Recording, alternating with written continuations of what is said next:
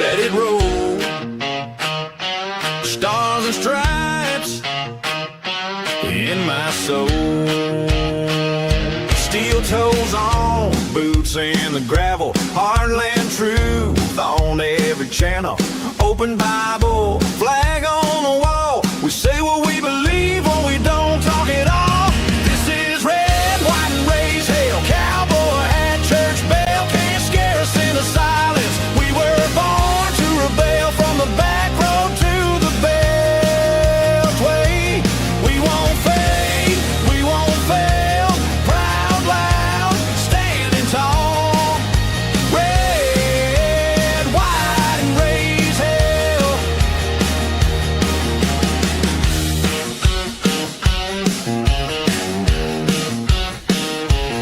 We back the badge, we guard the border. We love our guns and law and order. They try to shame every word we say, but we don't bow down, we just press play. This is red, white, and raise hell. Cowboy hat, church bell. Can't scare us into silence. We were born to rebel from the back road to the bell. Hey, we won't fade, we won't fail. Proud, loud, standing tall. Red, white, and raise hell.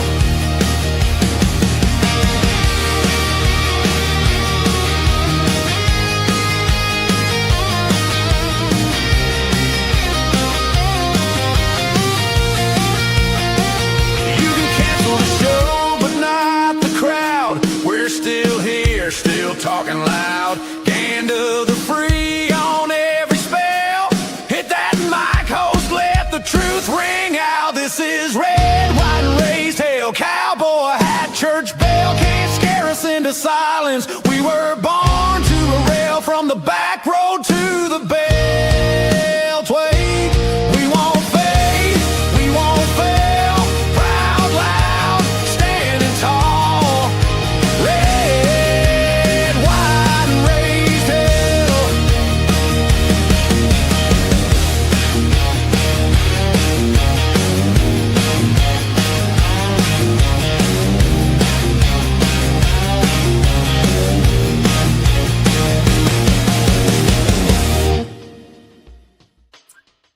All right, everybody. Good morning. Good morning. Welcome in to today's episode. What a day this is going to be on Capitol Hill. Let me rephrase. What a day this could be on Capitol Hill, particularly in the United States Senate as Dr. Anthony Fauci faces the music. Sort of, kind of, serious, a little bit. It's not a trial. There's not going to be a guilty verdict that comes out of this at the end of the day. But it should be eye-opening unless he cowards his way out like the little beta elf that he is and Fifth Amendment's his way through the day. My hunch is he's going to Fifth Amendment his way through the day. Even if he admits that he, lied about what he previously did, he can't be touched. He can't be because of the pardon for all prior acts. New lies could make him vulnerable. New lies could make him, they would not be covered by the pardon. He could be in serious trouble. So he's probably not going to run the risk of telling new lies and answering questions. He's going to Fifth Amendment his way probably through the entire thing. And his entire life is going to collapse around him. Because his entire existence right now has been based, as we found out from his diary, his entire existence has been his pride, his ego, his narcissism. I'm famous, I'm beloved, I'm popular for everything that I was doing during COVID. Now he is being exposed. And his whole life's work is now basically a pile of steaming crap.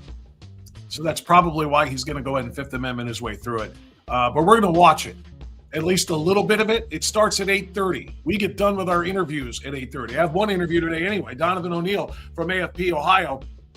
And AFP Action is going to be joining me at 8 o'clock. Normally he joins us at 8:30, but we bumped it up to 8 o'clock so we can clear the decks, and we're going to watch together, and I'll do some live commentary on the hearing, which is supposed to start at 8:30, as I mentioned. So very, very interested in that. Excited about that part, as a matter of fact. Senator Bernie Moreno is really, really excited about that. He wants a bite at the Fauci apple so badly, and he's on the committee, the Homeland Security Committee. So he's going to be there.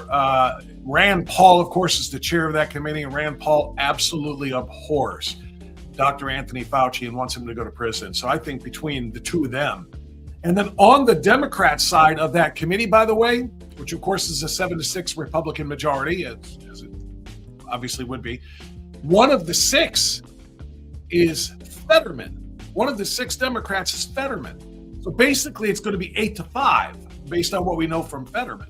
He's probably going to take, strip the bark off of Anthony Fauci on the Democrat side even. So it's really more of an 8-5 thing, and it's going to be really, really interesting to watch. We can only hope that Fauci will grow a pair between now and 8:30 and actually be willing to talk about what he did and about his little diary. And we'll see. But Donovan O'Neill at 8 o'clock, we're going to tap into the Fauci hearings, and including especially the opening statements made by Senator Rand Paul in particular, and then hopefully we'll get a little bit of Bernie Moreno. I don't know what order they're going to have their 10 minutes of questioning for the witnesses, but hopefully we'll be able to see Bernie Moreno live. If not, we're going to be covering it tomorrow. Quick fun note, not so fun. I was supposed to interview Bernie Moreno last night. We were going to do a pre-record when he was finished with his evening meetings and so forth, and he didn't get out until 9:45, and his handler messaged me and said he still hasn't had a dinner. So he went to dinner like at 9:45, and I said, bruh, all good. You go do you, get yourself a good night's sleep so you're rested and ready for Anthony Fauci today. And so we did not get our live yesterday with Bernie Moreno, but guess what? The mission is going to be to try to get him live for tomorrow morning. That will be my mission as a reaction to what we see today. Because Senator Moreno just hates Simpson Fauci about as much. I think those two guys, I think Senator Paul and Senator Moreno probably are the two least Fauci fans, if you will, whatever you want to call that, among all of the senators. And I think they're going to just absolutely lambaste him today. But not just with vitriol or anger or hatred the way the left does with President Trump, but with facts, because that's what the whole thing is all about. So here's a question for you too. You probably have seen all of this. Here, let me see if I can throw one or two of these up on the stage, because this is what they're going to talk about a lot. In fact, let me share this with you. Yeah, there's a New York Post headline about Dr. Anthony Fauci's own diary proves what a despicable villain he really is. Senator Paul put this up. Years of stonewalling, years of the Washington establishment protecting Anthony Fauci, and now his own private diary confirms what I have said all along.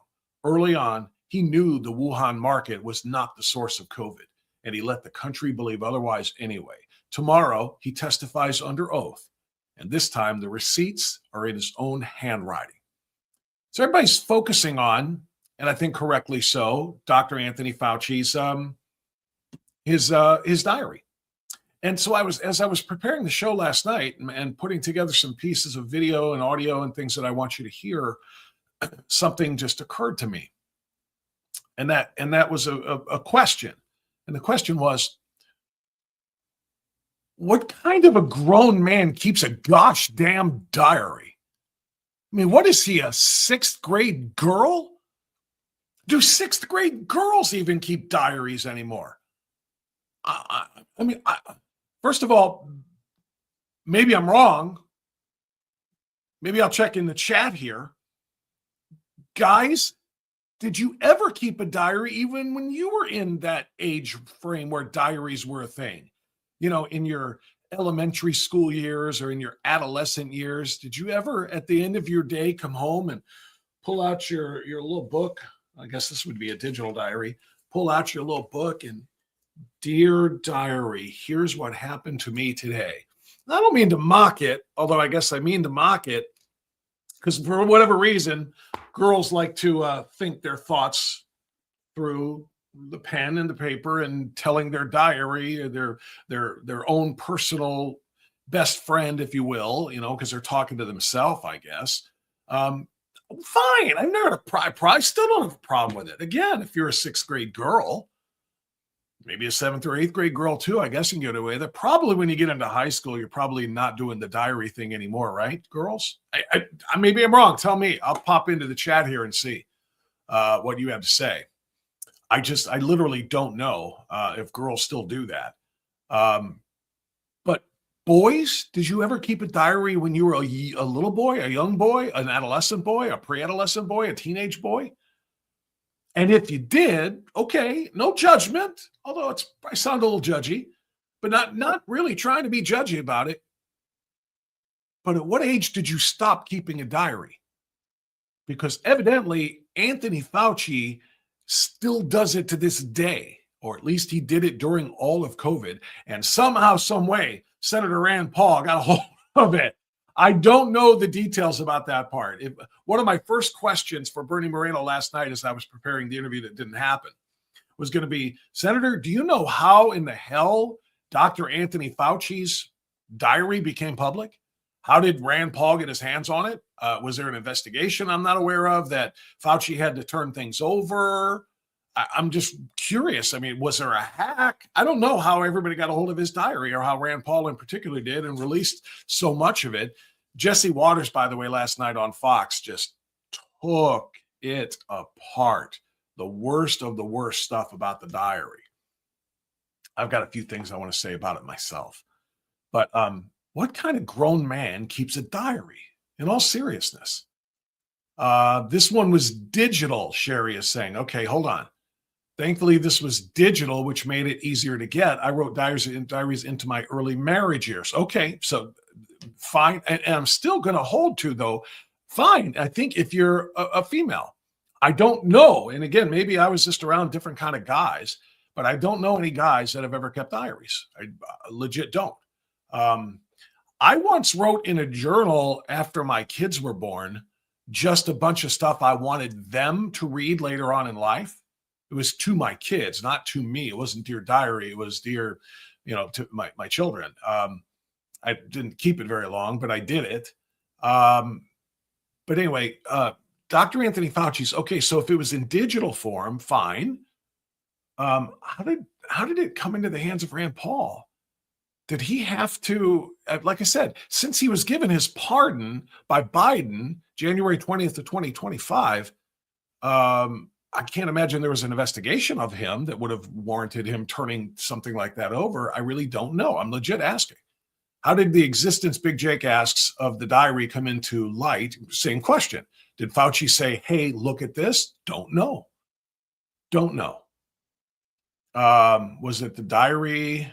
Was it a diary that basically saved Justice Kavanaugh? Wasn't it a diary that saved Justice Kavanaugh? Oh, you mean from the would-be killer? Maybe? I don't recall that. Anyway, I find it very, very peculiar that a grown-ass man keeps a diary. And again, maybe that's a me thing. And this comes from somebody who likes to write. I've been writing as much as I've been talking and broadcasting for my whole life. I was a teacher, an English teacher, and I love composition. So I like to write, but I never got into the dear me, here's some stuff about me. But that was me. So maybe I'm misjudging Dr. Fauci and his love of self and love of talking to himself. But what I want to say is not about the existence of the diary as much as it is what we learned from the diary. And that's what Waters did last night. And this guy is every bit as evil as he has been described.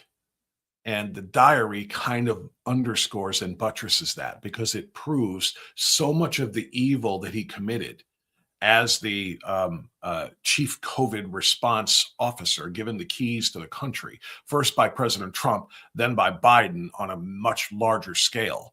But Fauci fooled Trump. I mean, let's be honest. President Trump in the early going, who do I rely on here? Well, my NIH guy and, infectious disease expert and so forth. Here's Dr. Anthony Fauci, and Fauci got a chance to run the world for a little while. I don't blame Trump for that as much as because who knew who to turn to when this whole thing went, sideways. And when COVID, kind of took over. So Fauci was given the keys. Trump has since seen the light. The left, not so much. They still think he's a hero. That's a problem. But Dr. Anthony Fauci, what he was telling the world was was different than what he was privately writing in his diary. What he was telling the world to do, what he was telling Americans to do, was the opposite of what he was doing in his private life, according to his diary. So this is my monologue, my Fauci diary monologue. Dear diary. Did he actually write that? I wonder if he actually wrote that. Was he like as if he was Judy Blume or something? I don't know. I think of these young fourth grade girls or something. Dear diary, I lied to America again.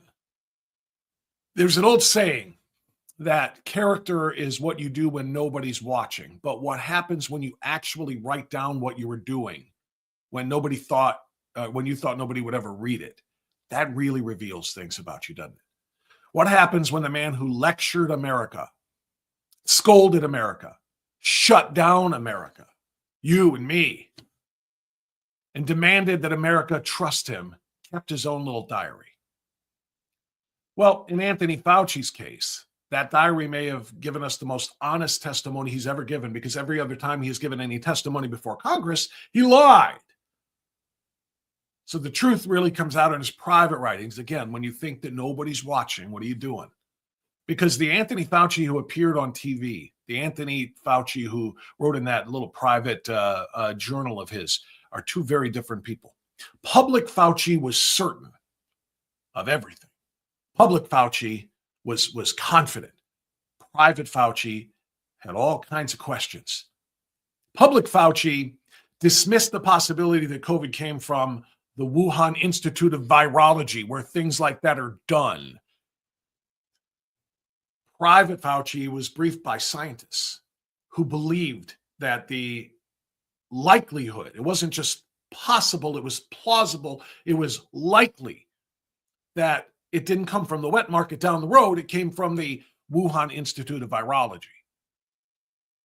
Private Fauci told Senator Rand Paul the first time around that the federal government had not funded gain-of-function research in that lab in Wuhan. But according to those diary revelations, Private Fauci, the one we're not supposed to know about himself, used the abbreviation GOF, stands for gain of function, to describe research being conducted to the Wuhan Institute of Virology. That is enough to lock him up forever if he hadn't received an autopen pardon. Now, that's not some confused television viewer using the wrong scientific terminology. That's Anthony Fauci using Anthony Fauci terminology in Anthony Fauci's diary. As Rand Paul said, the receipts are in his own handwriting, digital or otherwise. And that matters, because this is no longer simply a dispute between Rand Paul and Anthony Fauci, which is a battle, which is a fight that they have undertaken. It isn't a clash between Republicans and Democrats or conservative media presenting one interpretation, liberal media, the legacy media, the lamestream media, the fake media presenting another. This is Fauci versus Fauci. It's private Fauci colliding with public Fauci's own testimony. And the two stories simply do not match up, which is why he begged. He was one of the very last ones to get Biden's autopen pardon before Biden and the pen left office. He begged for that pardon because he knew that if it ever came to pass, his lies before Congress, the perjury alone would be enough to lock him up for many, many years. Not to mention, obviously, everything that he lied about, causing the chain reaction of death across the United States, and for those who may have been listening to him around the world. For years, we were told that asking whether COVID came from a lab made you a conspiracy theorist. Social media companies, the platforms, they blocked us, they shadow banned us, they took away our accounts if we even talked about it. News organizations mocked us for suggesting it.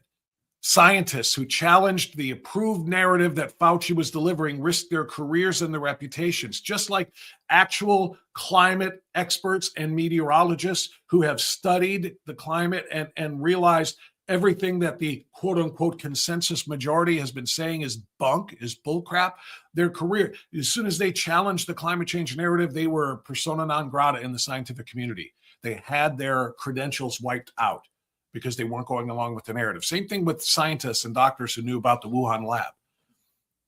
But Fauci apparently knew that the lab theory was not crazy and that it was likely. He knew that serious scientists were discussing it. He knew questions existed about the research being conducted in Wuhan versus it coming from a pangolin or whatever, bat soup that they came up with at the wet market down the block. He knew that the work had been supported with taxpayer money routed through grants, and yet instead of telling the taxpayers, the American people, we don't know, and every possibility must be investigated, he and the public health establishment just attempted to close the case before the investigation began. It came from a wet market. Why?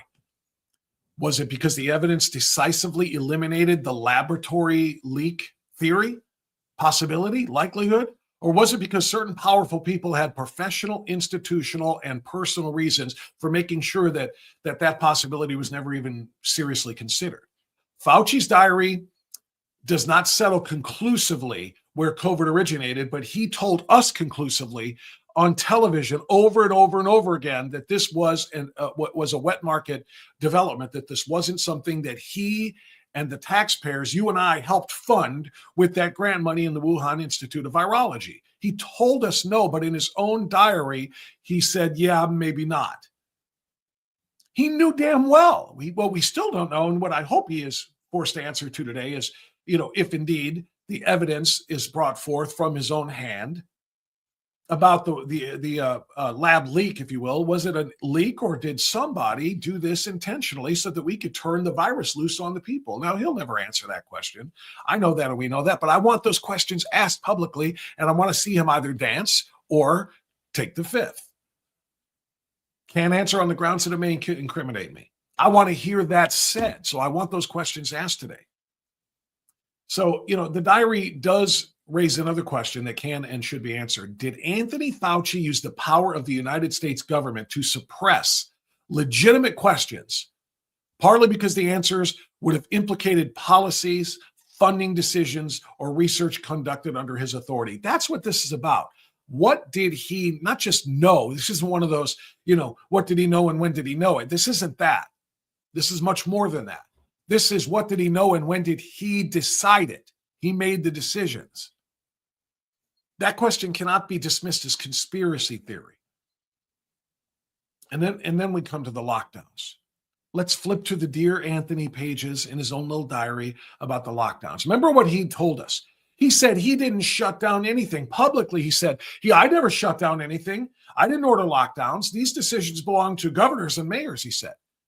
And technically, he didn't have the authority to sign every lockdown order. But according to the diary, and the New York Post covered this, he privately took credit. His own words. He took credit for convincing leaders like New York Mayor Bill de Blasio and California Governor Gavin Newsom. In his own hand, he said he told those leaders to impose the lockdowns. And he was the king of COVID, remember? Dr. Anthony Fauci was everybody's doctor, we were told. And what do you think those left-wing lunatics did? They followed his advice to the letter. Same thing that Mike DeWine followed here in the state of Ohio. Well, by handing it to his own little private Anthony Fauci, Amy Acton. And Amy Acton followed the playbook to the letter, lied to the people of Ohio, just like Anthony Fauci was lying to the people of the United States, and made decisions that cost people lives. Millions of lives, and not from the COVID death, but also from the shots. And also from people not being able to get adequate care and be around their loved ones. It cost young kids, teenagers, especially high school seniors, like my son, cost them so much of their educations, so many of their opportunities, gone by the wayside. Kids who never made that time up, because you can't really. So when the lockdowns were presented as, decisive leadership, Fauci was proud of his influence. He said so in his diary. When the devastating consequences of the lockdowns became obvious to everybody and undeniable, suddenly he said, I never ordered anything. He had nothing to do with them. That's the pattern. When the policy was popular, Fauci was accepting the applause and the pats on the back. But when the policy became obviously indefensible, Fauci denies responsibility. He wanted the power and the praise without the accountability. He was dropping names in his own damn diary for his own eyes to read about, people who were Julia Roberts and Joan Baez and all these celebrities who talked about how great he was and how smart he was and how much of a comfort he was and how popular he was. He was on this show, that show, Jake Tapper, the whole thing. Meanwhile, the consequences of Fauci's orders that everybody was basically compelled to follow, businesses were destroyed. Children were locked out of the classrooms, as I said. Patients died alone because their families were forbidden from entering the hospitals and giving them any incentive they had to continue on. Churches were closed. Liquor stores remained open. Weddings were canceled. Funerals were restricted.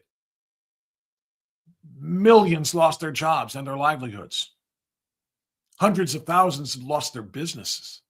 They were never allowed to open again because they went under. Children suffered learning loss, isolation, depression, developmental change, damage. Toddlers who had a 0.0 risk from COVID were forced to wear those masks and be working with teachers who wore those masks, even though the risk of serious illness was like non-existent. These still have the images of the toddlers trying to pull these things off. No, and the teachers strapping them back on behind their ears. No, you have to leave them on. Teachers, by the way, who must have looked like monsters to a little toddler with those things covering their faces. Communication between teachers and little kids is as much visual as it is verbal. Seeing a teacher smile puts a child at ease. Seeing a teacher hidden behind, here's my eyeglass cleaner. I'm just trying to replicate one of these damn things. It can be frightening to a little kid. And it was. Millions of, I found one of the old masks, by the way. I was cleaning out coat pockets in our coat closet. I don't know. 2-3 months ago, for whatever reason, I was trying to make some room in there for summer stuff, and I pulled in one of my winter coat pockets that I hadn't worn for obviously a couple of years or a few years. Still had one of those stupid freaking masks in its pocket. It's where I kind of kept it because I wasn't wearing the damn thing. We were wearing the lanyards. I don't want to reminisce too much here, but we were wearing the lanyards around our necks that we made and distributed from the Citizens for Free Speech organization that I was representing. And the lanyard said, pursuant to doctors' orders, these face masks, face coverings, whatever can cause all of these different, I got to find one of those. I have it probably in my old studio. But it can cause damage and is dangerous. And as such, I am what's the word? Not restricted from, but the opposite, freed. I was, not compelled to wear the face diaper. And that's what I showed people when I would walk into stores. Sometimes it worked, sometimes it didn't. But anyway, I don't want to go too far into that. But the bottom line is millions of Americans, we were all told, right, that this was unquestionably necessary and that anyone demanding evidence, of this and questioning it, like me wearing the lanyards, maybe you did too, we were selfish, we were ignorant, we were dangerous. And through it all, Anthony Fauci was sitting there watching it happen and knowing it was all bullshit-ish. And he became a celebrity doing it and loved himself some celebrity. Magazine covers, television appearances, documentaries, interviews, awards, adulation. And the press didn't merely cover Anthony Fauci. The press worshiped him and he loved it, which is why he kept the narrative going for so long. The diary, it showed him, and if you watch this on Waters last night, his private dinners with Jake Tapper and his wife at Tapper's house when everybody else is not allowed to go to their own loved one's hospital room or have dinner with their loved ones, even Thanksgiving dinner, Christmas, whatever. Fauci is, just traipsing on over to Jake Tapper and his wife. Hey, everybody. And I guarantee you they weren't wearing masks when they were having dinner together. And then the Tappers came over to Jake Tapper. How he's even remotely allowed to continue as a journalist, given the fact that he was covering this man and his lies, knew that everything that was being done behind the scenes was the opposite of what the rest of the world was being told to do. And instead of, saying, hey, I've got a conflict of interest here, I'm out. Jake Tapper and his buddies on CNN promoted him and worshiped him. They presented him as the calm, objective voice of science while criticizing anybody who dared to challenge him as the dangerous extremists. Fauci eventually declared that the attacks against him were attacked. Remember this? When he called himself science, he said, an attack on me is an attack on science. I am science was his message. Holy sh! You can't make up that kind of narcissism. People call Donald Trump a narcissist, in part because he is. He is absolutely. Donald Trump loves himself some Donald Trump, and that's okay. Most highly successful people have a pretty high self-worth. They have an opinion of themselves that is pretty doggone large. That's not, there's some arrogance that comes with being a high achiever, and I think everybody has it. That in itself is okay. But Fauci's narcissism was on another level. I doubt Donald Trump goes home and writes, they really said some nice things about me today at the dinner. Really enjoyed the interview with Hannity. Boy, oh boy, my approval ratings are coming up. Fauci noted everything because this was like the crowning moment of his life. The little geeky science nerd who probably got knocked to the ground in junior high and in high school, who secretly, went to the football games and sat probably on the other side, the other team's side, because he didn't even want to be on. He wasn't welcome on his own high school side, so he could watch those big, strong football players do their thing, and wishing he could be like that. A little science nerd going back to the beakers, and now he's like, I am science man. Everyone worships me, not the jocks, not the popular, good-looking kids. Everybody is looking at me. The jocks are like, save me, Dr. Science. That's the attitude that he had, that he conveyed in his own diary. Think about the arrogance of I am science, by the way. Science is a method. It depends on questions and evidence and testing and listening to disagreement and revising when necessary. What Dr. Anthony Fauci did, he didn't practice science. Somebody presented a differing opinion. He had them, his allies in the social media world, had their accounts taken down. You're going to get people killed by telling them that the vaccine isn't safe and effective. You're going to get people killed. The unvaccinated are going to be the death of us all, because you guys are lying about the effectiveness of it, when the reality was he was lying about it. That's why he needed that pardon, and that's why he's going to go on, and testify again today. It's not a trial. One elected bureaucrat is not science itself. One government agency is not science itself. One approved narrative is not science. In fact, demanding unquestioning obedience to his word, because I am science, is the opposite of science. It's authoritarian. Authoritarianism in a lab coat. That's what Dr. Acton did. Of course, that's why I called her on the radio throughout the entire period of time, Dr. Lab Coat, the walking lab coat, the mumbling, bumbling lab coat, the idiot in a lab coat. Called her all of those things because she was so incredibly wrong. I mean, she literally is Ohio's Fauci. And now Democrats want to make her Ohio's freaking governor. I don't want to go too far off the track here. Fauci's diary revealed just how personally he took criticism and how personally much he loved his praise.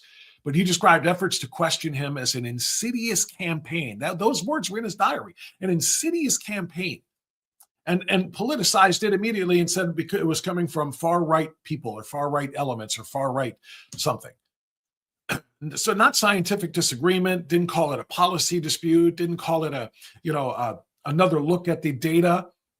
He called it a personal attack on him.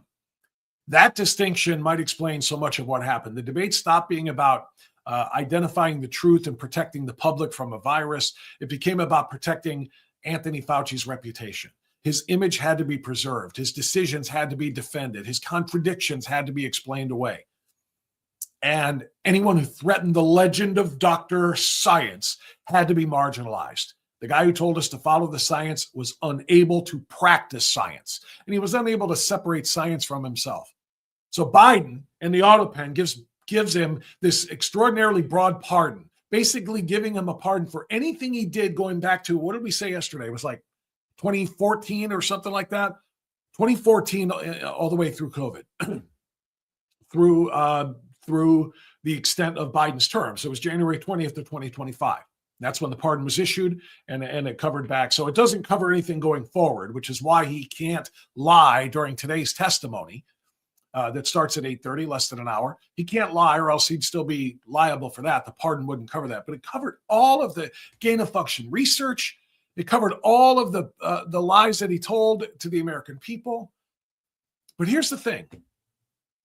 Protecting him from federal prosecution for conduct that reaches back, like I said, to 2014 is one thing. But a pardon is not an exoneration.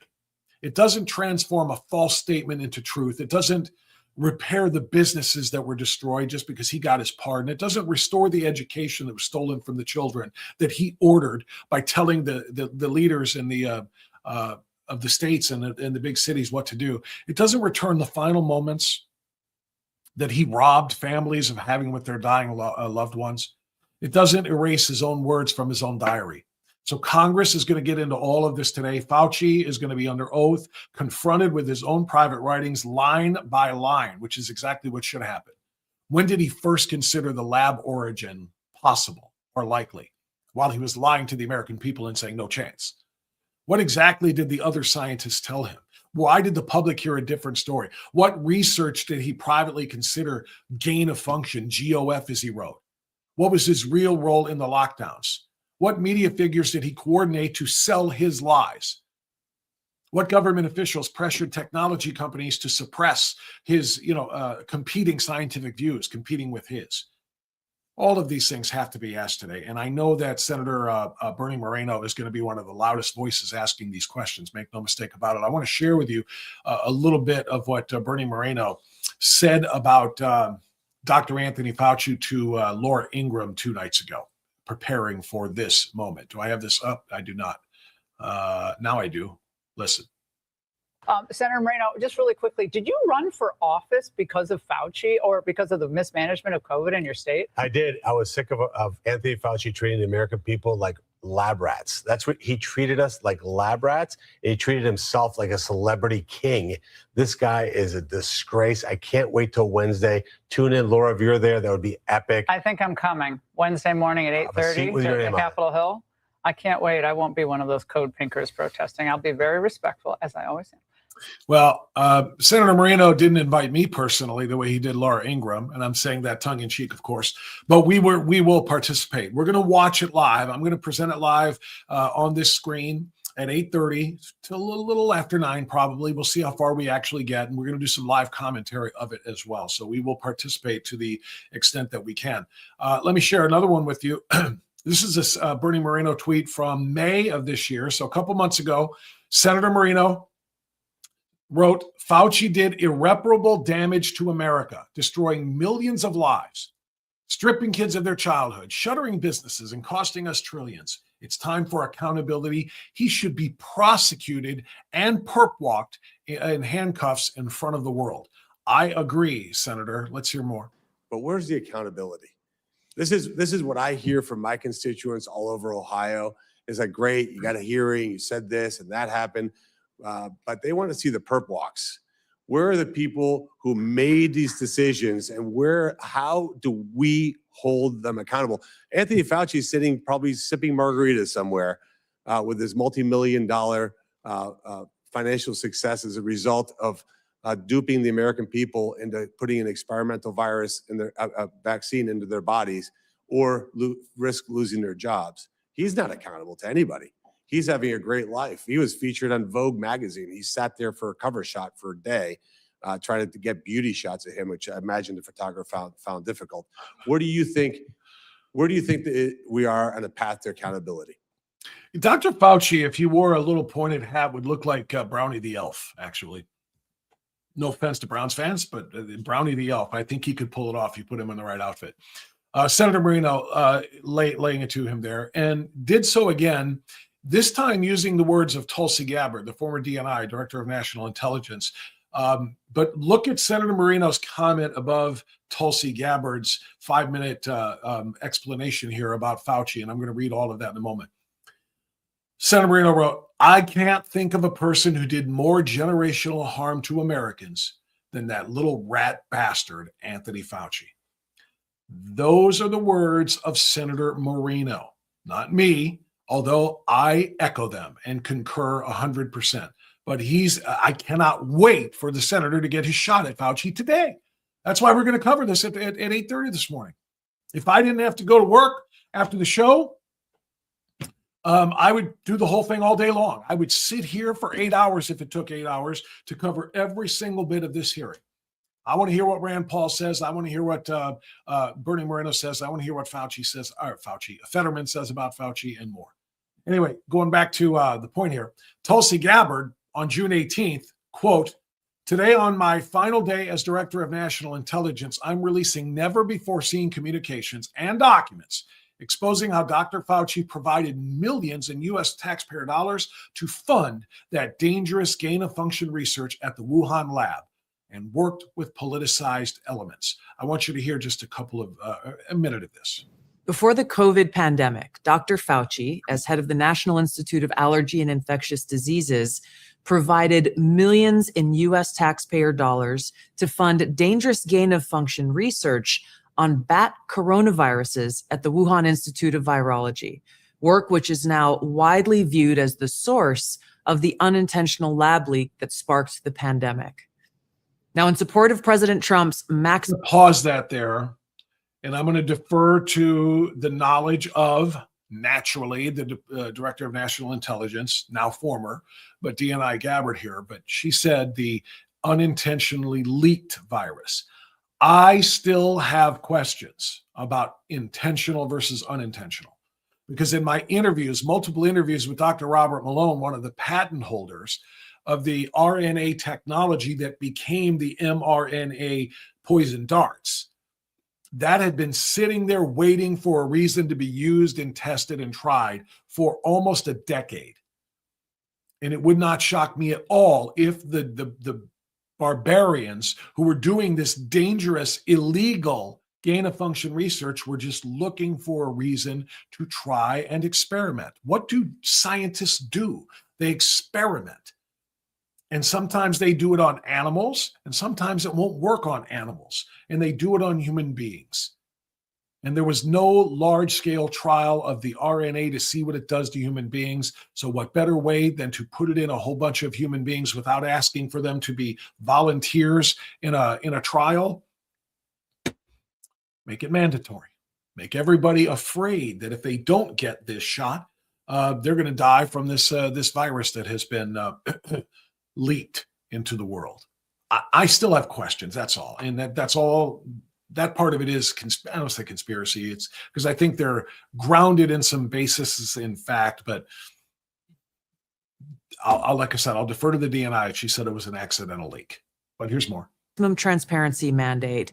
Today, on my final day as Director of National Intelligence, I'm releasing never before seen communications and documents that expose exactly how Fauci worked with politicized career leadership in the intelligence community to suppress the truth about his actions, the virus's lab leak origins, and his role in directing U.S. funding for this dangerous research that caused immeasurable harm and countless lost lives. Now, these documents expose Fauci's direct role in influencing and manipulating IC assessments on COVID-19, and how Fauci lied to Congress in 2024 when, under oath, he denied knowledge of or participation in discussions with intelligence officials about viral research. We also received testimony from multiple intelligence community whistleblowers who reported retaliation for challenging the intelligence community's manipulation of intelligence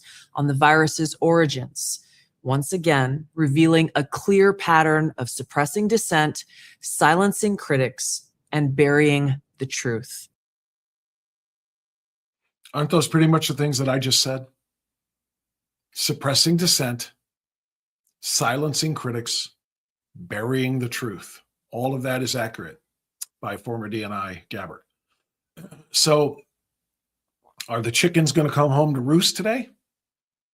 As the old saying goes, is Dr. Anthony Fauci going to get his comeuppance before this Senate committee? Or is he just going to sit up there with that smug little smirk of his as he's listening to the truth being told and his own words from his own diary being read back to him? Is he going to sit there with that little smirk and just say, on the advice of counsel, I assert my rights to the Fifth Amendment, or my Fifth Amendment rights to not respond to that on the grounds that it might incriminate me? He'll repeat it over and over and over again, which I guess is going to say a lot. And it doesn't mean that everybody who's ever taken the Fifth is lying, but typically speaking, anybody who's ever taken the Fifth has something to cover up, which might not be the same thing as a lie. But when you are talking about a power-hungry little tyrant, well, then that might be what it means. And that, again, those aren't my words. Those are the words of, let's do it again, Senator Bernie Moreno, who pulled no punches at all on this guy. Anthony Fauci is a power-hungry little tyrant who locked Americans in their homes, kept a generation of children out of schools, and helped fund the Chinese labs that created COVID.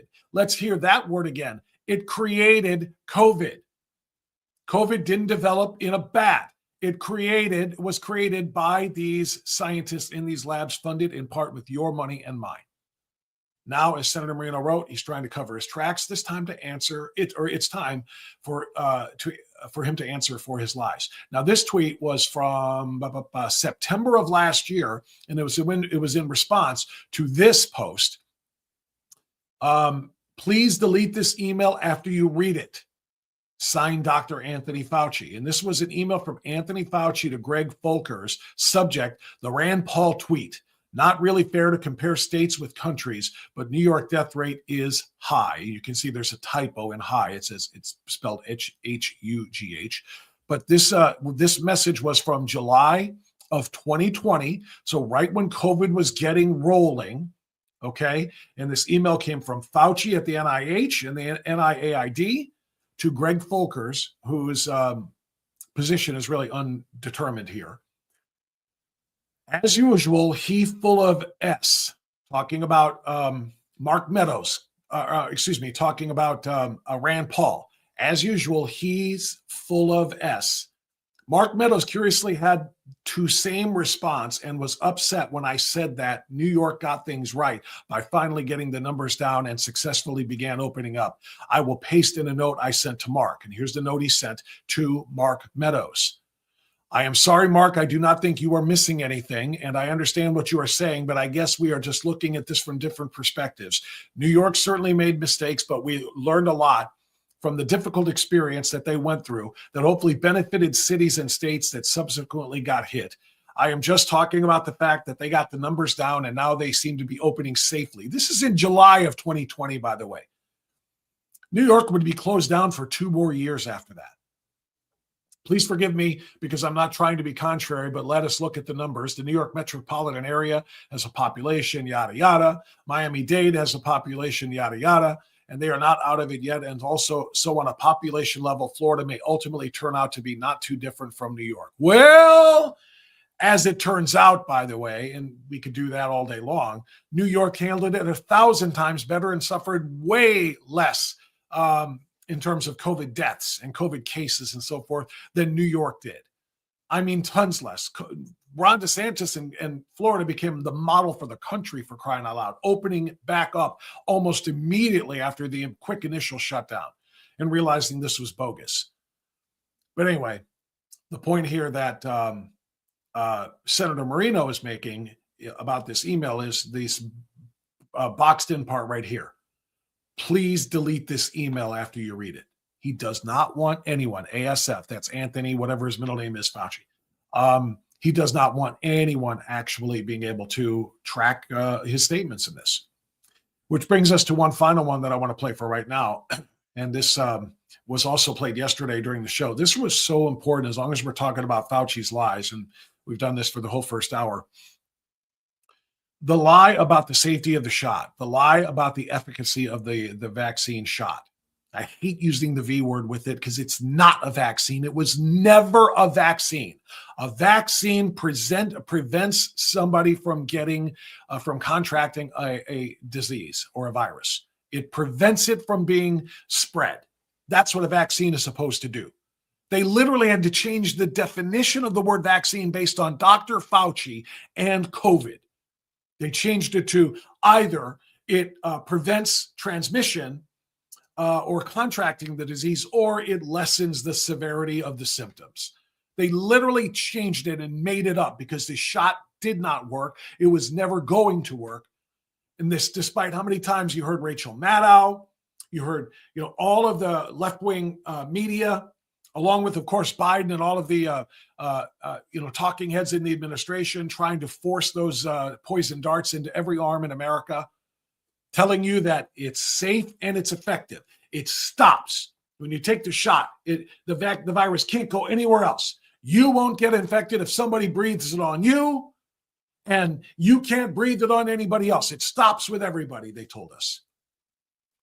Horse crap. And they knew that was a lie from the beginning. They also said it's completely safe, no side effects. How many times do you watch television and see the commercials for all of these different drugs? And I don't care if they're for psoriasis or if they're for, you could probably go through, if you watch enough, cable news, which I do, probably list a whole bunch of different names of drugs that you've heard. I'm not going to, but you can roll through them and you know what every one of the commercials is like. It shows somebody leading an active life and, oh, look what I can do now. I can ballroom dance. I can play volleyball on the beach, and I can ride my bike, and I can do this, and I can do it without fear of having to cover my arms because of all of the stuff I have on my skin or whatever it is. I can do all of these glorious things thanks to this drug called fill in the blank, right? And then that's about 15, 20 seconds of a commercial. Then they spend like 90 seconds of each one of these 2-minute commercials telling you, here's all of the bad that can happen to you if you use this product. Here are all of the different things. Oh, no, not all. They'll go through it for about 90 seconds. And many of them could be serious and all the way up to and including death. Yes, may result. And then at the end, because they're limited on time, they say, this list is not all of the side effects. There are many more to come, right? Many more. You got to look it up. Oh, that's why they always say, ask your doctor if this is right for you. Because here's what it can do for you that's good. Here's all of the big, giant laundry list of bad crap that can happen to you. Talk to your doctor and find out. You remember what Fauci did? Remember what everybody did at his order?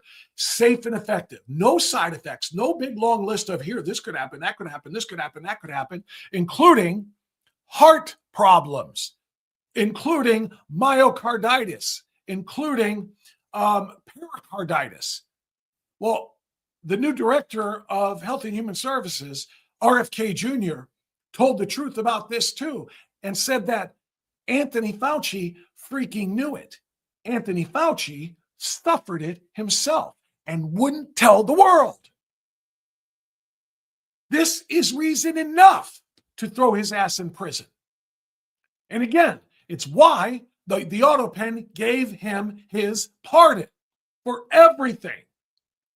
From 2014, I believe it was, all the way up through January 20th of 2025, including failure to disclose this truth and this reality that Robert F. Kennedy Jr. told. He got vaccinated, a very, very public press conference in January of 2020. And then 5 months later, he had, and this is the first time that we knew this from the diary, he had a pulmonary infarction. Did you hear that? 5 years later, we learned. 5 years later, we learned from the diary that the man who pushed those poison darts on everybody took one of them himself and had a heart condition because of it, a pulmonary infarction. He suffered blood clots. He suffered blood clots, the same blood clots that killed millions of people around the world. And he didn't want you to know about it. He would not go and tell everybody there might be a concern. Ask your doctor if this is right for you. But he was never going to do that. He was never going to do what they do in the commercials for all of these drugs. He was never going to go on TV and say, talk to your doctor to see if the dart is right for you. Because what would your doctor know better than him after all? Quote, I am science. When you question me, you're questioning science. I am science. He told us that. And science can't be wrong. There's no side effects. It's safe and effective. If he tells you for months and months and months it's safe and effective, and then he himself takes it and has a very serious condition result from it, it's not so safe. And we all knew about the lie about effectiveness because people, and this was also in the diary, scores of people who took the jabs very publicly ended up getting very, very sick from COVID. And their immune system's compromised by those spike proteins in the mRNA shot. The poison dart was poison to a lot of people. And he knew that it could happen because it happened to him, and he would tell no one. And 5 months later, he had, and this is the first time that we knew this from the diary, he had a pulmonary infarction, which is one of the adverse events that NIH, CDC, and FDA said are expected from the vaccine. He never told anybody. He got treated for it privately by the best doctors in America. At the same time, he was telling everybody that that was not. At the same time, he was telling everybody to take the poison dart because it's safe and it is effective. That's what he did. All right, we've reached the top of the hour. I want to take a moment here to remind you about where you need to go if you have Medicare questions. Friends, if we talk, since we're talking healthcare a little bit, now let's talk about Medicare. If you are on Medicare, guess what? The policy you have right now may not be the policy that works for you in October. The new annual enrollment period is going to start in October, and there are changes to Medicare. Trust me when I tell you, I've had many conversations with Mark King about this. You need to find out if you're still in the right plan for the upcoming term, for the upcoming year. So here's what you do. You say, who can I turn to? The guy who's been doing Medicare coverage in Northeast Ohio longer than just about anybody. Nearly 40 years now, he's been keeping Medicare simple for people just like you. And he continues to do so. Call Mark King at 440-832-8936. He is keeping Medicare simple. Log on to that website, keepingmedicaresimple.com, and learn a lot more from it. It's very user-friendly, easy to navigate, and then call Mark. And by the way, when you call Mark, have your credit card stuffed into your pocket because you won't need it. He does not charge you for his consultations and his advice on where to go. No fees to you at all, okay?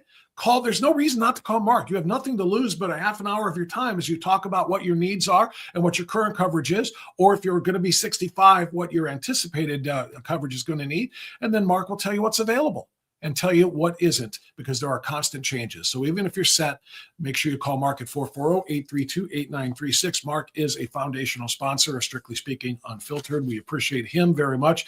I've been talking to seniors about Mark King for almost 6 years now. And every single time I talk about Mark, I get the same response from people who have gone to see him. They say, thank you, Bob. I now have better coverage, and Mark was a pleasure to work with. So that's what I want you to think about if you are 65 or older and on Medicare. All right. What else do we want to think about? I showed this in my graphic for today's show. Did it show up here? Oh, I guess I didn't put it up for display now, but you saw it at the beginning of the run up to the show preview, but I want to show it now because this is one of the more important things that we are talking about. And let me upload it real quick before I bring in my guest with whom we're going to talk about it. There it is. Half the show that we've already done on the right is Dear Diary, I killed a lot of people today. Anthony Fauci.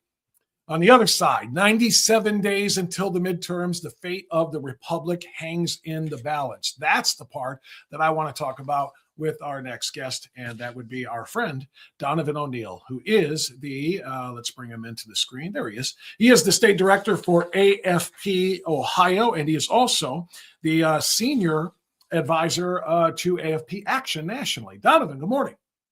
Bob, good to be back with you. You've had Adam on the last couple of weeks. Yeah, Adam has done a great job. Adam, of course, a strategist, chief strategist, I believe, for CVA, Concerned Veterans for America, talking about that disappointing vote on taking care of America's Veterans Act. And and he and they are still banging the drum very loudly, and we're helping them do that too. So yeah, Adam was great. But it's good to see your face as always. I'm glad to be back, Bob. It's good to be here. So we got a lot of work to do here. Today makes us 97 days away from the midterms. And am I overstating it with my little graphic there that I AI'd up for us, that the fate of the country, the fate of the Republicans in the balance in November? No, I don't think so at all. In fact, I think the stakes are going to get even higher over the next several weeks. I've called this as this Ohio will be the #1 U.S. Senate race to watch when by the time the dust settles in November. Axios just put out an article talking about how we are going to likely hit $750 million in ad spending. We put almost $500 million. I should say not we. $500 million was spent nearly in the last election, 2024. We might find ourselves at $750 million just here in Ohio. This is a big one, and the stakes could never be higher, especially when you look at the balance of power in Washington, D.C., and the prospect of, a Sherrod Brown getting back into the Senate, somebody who has mastered the art of being a political chameleon, saying one thing and doing it entirely different. These are the kind of folks we don't need representing us in Washington. Senator Sherrod Brown and our team's getting out there and pounding the pavement to make sure that that message is heard. Yeah, I can't believe those numbers you're throwing around there. How much did they? I could be crazy, but did they spend nearly $1 billion on the last Senate race between Brown and Bernie Moreno? I think it might be total political spending. I think what I had seen in this particular Axios article was nearly $500 million, $500 million, just in the Senate race between Bernie and Brown. But traditional news media gets it wrong. And at that time, at that time, I'm sorry, Donovan, was that the most expensive Senate race in history at that point? I believe so, at least for Ohio. States like California, New York can get pretty pricey just for media markets, but Ohio is up there for sure. Yeah, and for them to be talking about committing, maybe $750 million to this thing now, that's how important this seat is. Because while there are a lot of other Senate seats that are going to be up for grabs, and they're going to try to flip some in other states too. Obviously, Maine. It's weird. We've got to go to bat for Susan Collins, who has been, one of the worst rhinos in the Senate for a very, very long time. What is she? Looking for her 5th term or 6th term or something like that. And she's never a reliable. Sometimes we'll get the right decision from her, but she's never a reliable vote. But we've got to back her because, they tried it with Graham Plattner, and now they're trying it with this 3rd place finisher, losing gubernatorial candidate up there. But there are a lot of other races that they, meaning the Democrats, see as winnable and seats that are flippable. And this is one of them because Senator Husted has not been, has not won this statewide election yet. He was appointed to this position. So there are a couple of races here that the entire majority in the Senate comes down to, right? And this could be the biggest one of all. Well, absolutely. A lot of folks will look around and it's like, well, this Abdul Al-Sayed running in Michigan. That's another one. See the craziness going on in Wisconsin. Georgia's talked about, North Carolina. You mentioned Maine, right? But right here in our own backyard, Bob, this is the drum I'm going to be beating for a few weeks now to make sure folks wake up and recognize. In our own backyard, you can step out of your front door, go across the street and talk to a voter who's going to be impactful for the future of our country, for the balance of power in Washington, D.C., does President Trump spend the last 2 years of his administration fighting back against bogus attacks, and do we see Washington, D.C. grind even further to a halt, just like we saw in 2018, 2019, right? When Democrats were in control in Washington, D.C. then. Yeah. Do we want that again? Or do we want to continue to fight for the things that we elected the Republican majority to do just 20 short months ago, right? Fight for permitting reform so we can unleash energy abundance, make sure that taxes stay low and spending is restrained. The kinds of things that impact working families are at stake right here in our own home turf. And we have an opportunity, your listeners, your viewers, Bob, have an opportunity to be a part of making history and pushing back against the progressive Democrat Socialist America agenda. You know, you talk about walking out your door and being able to influence people in your own neighborhood, and you're 1,000% right about that. And last time we spoke, which was, I guess, 3 weeks ago, since we had Adam on the last couple of weeks, you told me that AFP Action has knocked on 300,000 Ohio doors in support of Senator Husted because of the importance of this race, not just in Ohio, but for nationally for the majority. So that was 3 weeks ago. You had 300,000 knocks. Did anybody knock since then? We've had a couple people out there, Bob, a couple hundred people out there, actually. We're at 380,000 doors as of today. And I know by the end of this week, I think we're going to end up eclipsing 400,000. You know, our pace is at a climb, right? You start, you crawl, walk, run kind of thing. By the time this thing's all said and done, right, we're going to clear over 1 million doors, I believe. I believe our team will, for John Husted, because we recognize it's just that important that we get out there and have these kind of conversations, especially with the amount of money being spent on ads, if I can, right? Like the TVs are already filled up with them. You can't watch a sports game, a baseball game, without seeing some political ads. The mail is on the way. The way you cut through all of this noise is direct face-to-face conversations. And it's really how you break through the lies and mistruths that often find their ways in the late days of a campaign out of these TV ads, right? Is by having one Ohioan talk to another Ohioan on their front porch about what's at stake, about what matters, about why, we need our neighbors to take 30 minutes on election day, go down and cast a ballot and vote, right? Because if we don't do that, if folks fail to act in this election, which isn't off the table, we're talking about, at least 2 years of more DC dysfunction. We are looking at a lame duck president, President Trump, who's going to be pushing back against attacks from the progressive left every day on Capitol Hill. And what that means is no energy abundance in this country. It means more record spending in Washington, D.C., mortgaging our children's future, and a country that is on the precipice of being broken because of the Democrat socialist agenda that they are very proudly out there talking about in national TV.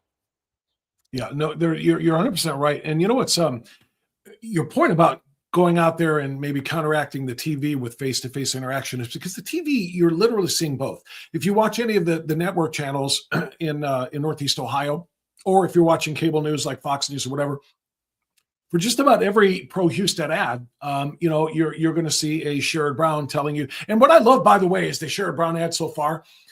They are literally word for word the same ads that they ran in 2024 for Kamala Harris and for the Democrats in 2024. It's the whole thing about tax cuts for billionaires. John Husted voted to cut taxes for billionaires and you're paying more and blah, blah, blah. I mean, the same failing strategy that Americans rejected so roundly is like the core of the Brown campaign, at least TV ads so far, which I love to see because, as the old adage goes, you want to be insane, go ahead, keep doing the same damn thing again and again and expecting a different result. But nonetheless, I see competing ads all over the TV screens. So, if you are a moderate voter, it's hard to believe there are still any moderates at all in our very, very polarized, divided America. But if you are a moderate voter and you're seeing these two things, what could push one over the other? And the answer is a real conversation with a real person, not a TV ad, a face-to-face from somebody like an AFP Action volunteer. Absolutely. Well, and, without giving too much away here, we have the opportunity, because we're a very, very data-driven organization. And to your point about moderate voters, just a week or two ago, I was actually in a focus group trying to understand how different voters are thinking about this election. And Bob, I sat in a room and saw 12 people who really were torn about what they're going to do this November. And some messages that can help break through to them. And so while you and I are weird creatures, Bob, we eat, sleep, and breathe this stuff every day. We dream about it, and we live it, and we love it. But there are a lot of people in our communities, right? A lot of voters, vast majority of them, right, who are, just living their lives, getting their kids ready for soccer practice, getting ready for back to school, trying to keep the boss off their back at work, who, their interaction with politics is very briefly through a TV ad or a YouTube targeted ad or a piece of mail that then influences the way they go into a ballot box to vote. And so those conversations that get them to think about what's at stake in a very positive way, we've seen it. It's why donors support us so graciously with resources to go do this. It's why our team believes in it so much and are passionate about it. because we see the results it gets. We see the effects and the impacts it has. $1 million for Bernie Moreno is what put Sherrod Brown into retirement. $1 million for John Husted is what's going to keep him there. That's a great point, and I love that. And by the way, I think it's important, but for people who don't know, that's the website, afpaction.com. We want you to go to afpaction.com. Donovan, like I said, is a senior advisor to AFP Action for Ohio. And we want you to go and volunteer and be one of those door knockers, be trained up. And again, Donovan, you said this to me 3 weeks ago when we were talking about the 300,000 to that point. We're not sending you to knock on, Kamala Harris's door. We're sending you to knock on likely Republican voters or people who have registered Republican in the past and so forth. So it's not like you're going to go try to convert the unconvertible. It's to encourage people to get out there and vote for Senator Husted for two reasons. Number one, that majority we talked about. But I'll tell you, Donovan, for me personally, I have seen so much growth from him as a senator. Not that I'm in a position to judge anybody, but when he got there, he kind of had to keep his head down and lay low and learn the lay of the land, if you will, in the Senate. And, you don't come in as an appointee and start just trying to take over. So it was very, very kind of low key for a while now, but I have seen him evolve and grow into a very loud, prominent voice in that body in the last, 6 months or so. And I am not just, hey, let's vote for Husted to win the majority. I am, let's vote for Husted because Husted's doing great things. Oh, 100%. And we've got our organization, AFP, has a long history with John Husted, right? You go back to when he was Speaker of the Ohio House. He's got a history, too, of getting things done. Going back to Speaker of the Ohio House, voted, helped bring school choice to Ohio before school choice was even a thing people thought about, right? Put Ohio on the trajectory and path to where we are today with a flat income tax. That'll put us on a path to a 0% income tax in the next decade. I'm convinced of it. As Secretary of the State, right, before election integrity issues were brought to the forefront by President Trump over the last several years, right, John Husted was Secretary of State. He made it easy to vote, hard to cheat, brought common sense reforms to the process. It's why we don't have to wait a month to figure out what the results of our elections. We find out by 1 or 2 in the morning because we have good processes that have checks and balances to make sure nothing silly can happen. As Lieutenant Governor, he led the initiatives, the Red Tape Reduction Act, the Common Sense Initiative that made sure government got out of the way of entrepreneurs and job creators and workers. That has led to investments here in this state for jobs and opportunity, the likes of which we haven't seen in decades. And now as a U.S. Senator, right, voted for the working family tax cuts, has been beating the drum on permitting and energy abundance issues, is supportive of the reforms to strengthen our elections here in this country. He's dialed in on the right issues and has a record of getting things done. And you contrast that, not to be too long-winded here, Bob, but you contrast that with somebody like Sherrod Brown, right? 30 years in Washington, D.C., you can look at his record. He's consistently saying, I'm in this for you. I'm fighting for you. I'm doing this and standing up against, big so-and-so for you. What has he done? What has happened? The reason our gas prices are high is because he voted for the Green Energy New Deal that killed energy producing jobs here in this country in favor of, solar panels, windmills manufactured in China. As Senator, he said he's fighting for our healthcare costs. Well, he voted for the Unaffordable Care Act that has caused everybody and their mother to be forced into the hands of the big health insurance corporations and allowed them to jack healthcare prices up because when you have a captured audience, it's what you can do, making healthcare unaffordable in this country. Everything Sherrod Brown has done, the things he has done when he's done them, have made this country weaker, have made Americans, working families' lives harder. And John Husted is the absolute antidote to what Sherrod Brown has done, and he's proven it in just 20 short months in Washington, D.C. Very well explained, and I'm so glad to hear that part of this thing, because you're right. Husted's record is one of accomplishment, and Sherrod Brown's record is one of just filling space and doing absolutely nothing of consequence for the people of Ohio. I completely concur. Donovan, tell us about the days of action that are coming up. Well, we're out there knocking doors every day. We don't let up. 7 days a week, sun up to sundown. But we've got a particular set of days. Saturdays are particularly impactful. Most folks are at home. You've got the opportunity to have the best conversations with folks. And we're going to take advantage of these beautiful August days. And so August 1st, we're going to actually be over in Dayton with Senator John Husted. He's going to be joining us at a VFW there in Huber Heights to talk about the work he's done for our veterans. And then we're going to get out there and knock some doors on his behalf in Montgomery County. We're going to be in Toledo on the 8th of August, that Saturday, doing a door launch. For those of your listeners who are in that area, reach out to us. We'd love to get you plugged in to join us. And then in the 15th, we're going to be in your neck of the woods, Bob.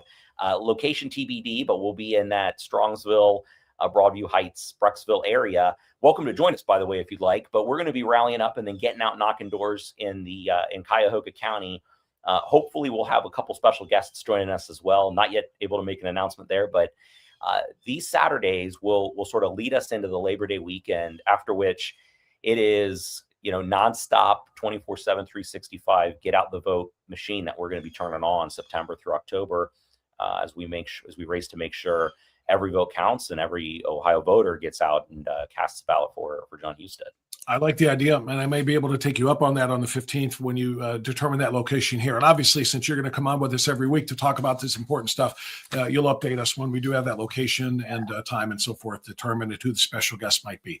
Donovan O'Neill, AFP Ohio, and AFP Action as well. Tremendous work. I love it. I love the fact that we're 97 days away and we're just starting to actually ramp it up and get more and more people out there. I want to encourage people once again. Let me fire it back up on the screen one more time. That's AFP Action right there. We want you at afpaction.com to volunteer. Come on out and meet some great people. Learn how to go out and talk to people and knock on those doors and make sure we encourage people to get out there and vote for Senator Husted. Obviously, for some other very important candidates in the state of Ohio as well, including our gubernatorial candidate, Vivek Ramaswamy. But it's really, really important that you get out there and learn how to be an effective communicator for these things. That's what AFP Action does. Go to afpaction.com. Donovan, always appreciate the chance to talk with you. Thank you so much. And we'll look forward to seeing you again next Wednesday. Take care, Bob. Good to be with you as always. All right. Thank you, sir. There you go. That's Donovan O'Neill. Donovan is doing great work with AFP Action and with AFP Ohio. He's the state director for AFP Ohio, in addition to being senior advisor for AFP Ohio, or AFP Action, I should say, in the state of Ohio. And I meant what I said. I saw Senator Husted this past Friday. He was in town for a fundraiser, and I was able to attend and just get a few words. He gave a great speech, really great presentation to the donors and those who were there to raise funds for him.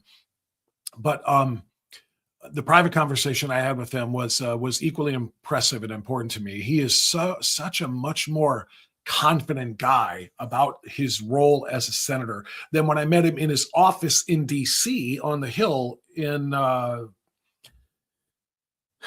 I want to say June of 25, June of last year, so a little over a year ago. But we saw him in his office, my wife and I, and we were chatting about things then. And he was still kind of, a little wet behind the ears, at least as far as the Senate. He's been a career public servant, obviously, as you just heard Donovan talking about, being Secretary of State and Speaker, Ohio House Speaker, and so forth. Of course, he was Lieutenant Governor, but it was different at the federal level, and he was still feeling his way through. But I'll tell you what, the guy that I talked to on Friday, after a year more of this, he is not just ready to lead, he is being a leader in the Senate as well. So that's a really important thing. Hey, I want to remind you, where I was yesterday. He didn't take a picture.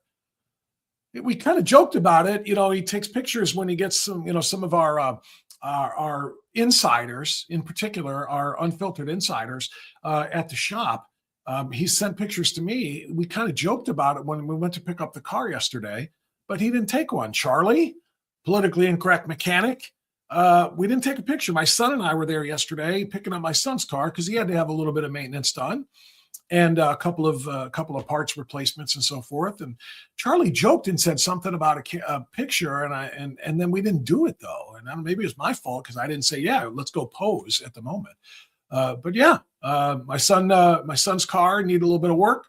Took it to Charlie's auto in Lakewood, and where else are you going to take it? I mean, in all seriousness, where else are you going to take it? If you don't want to be compromised by a, let's just say, less than ethical, sometimes that happens, a less than ethical mechanic who knows you don't know about the parts of the car, the engine, the CPU, or whatever it is, and they can tell you need this, and this, and you're going to shrug and say, okay, and they make extra bank off of you that way.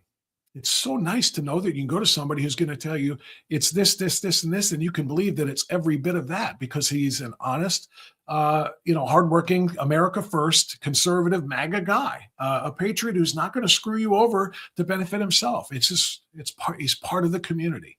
part of the conservative community. And that's what I trust. That's what I love. I love being able to say, all right, any one of our family's cars needs something. It's a no-brainer. You're going to Charlie.